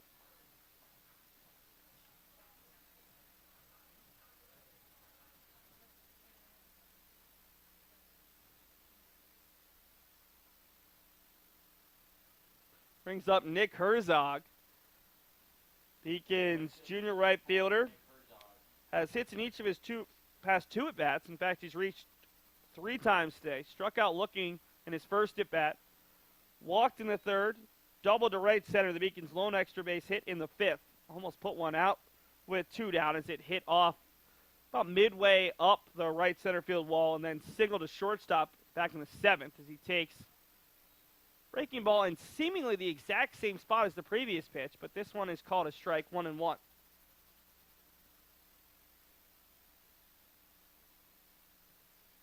One offering, breaking ball over the plate, 1-2.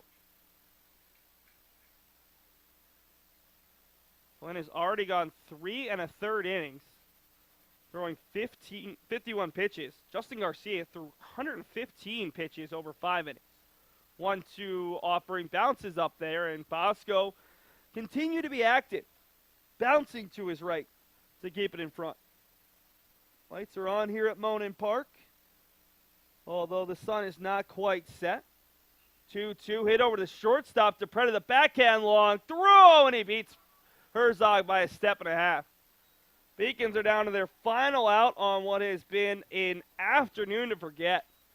With the exception of the Beacon bullpen, maybe the first couple innings for Tyler Ruda, this has been a nightmare day for the Beacons offense.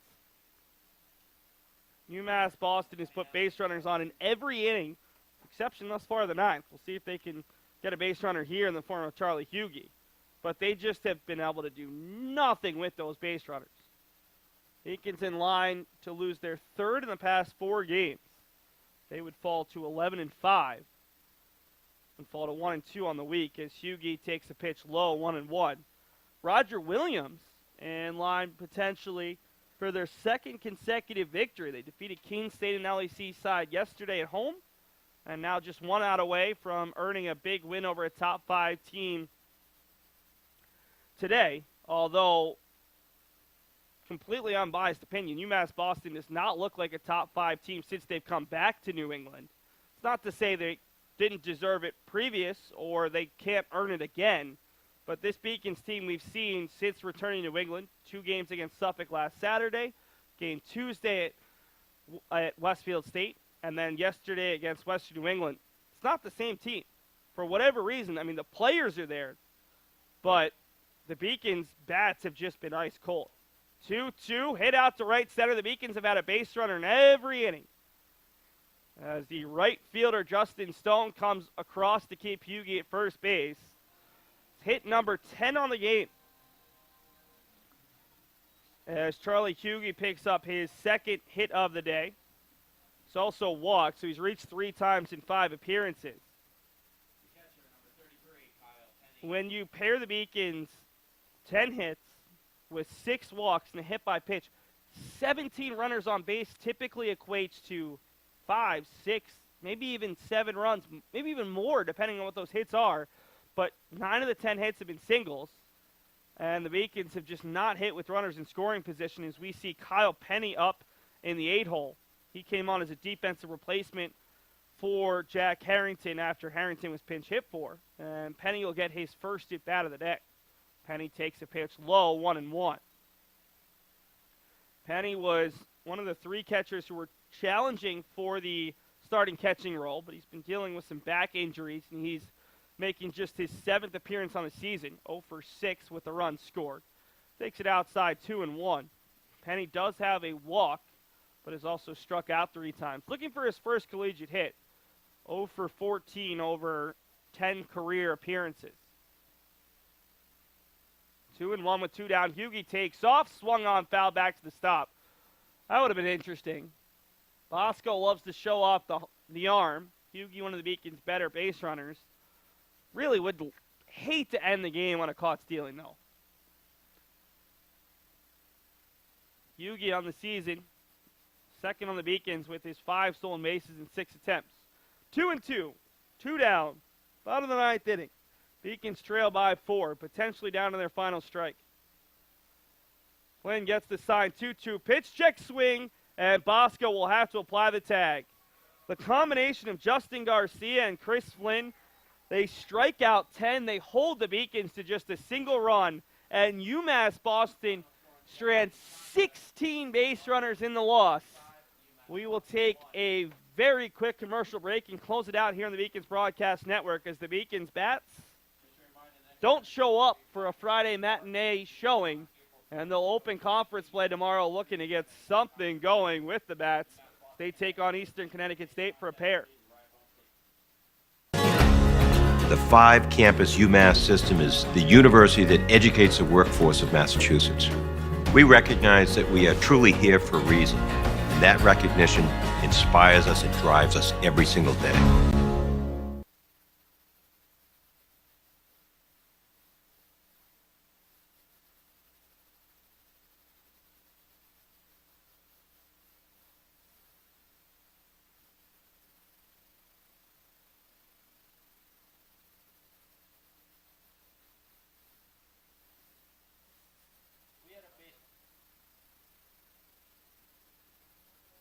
Taking a quick look at the final score, Roger Williams made the most of their opportunities, only 7 hits.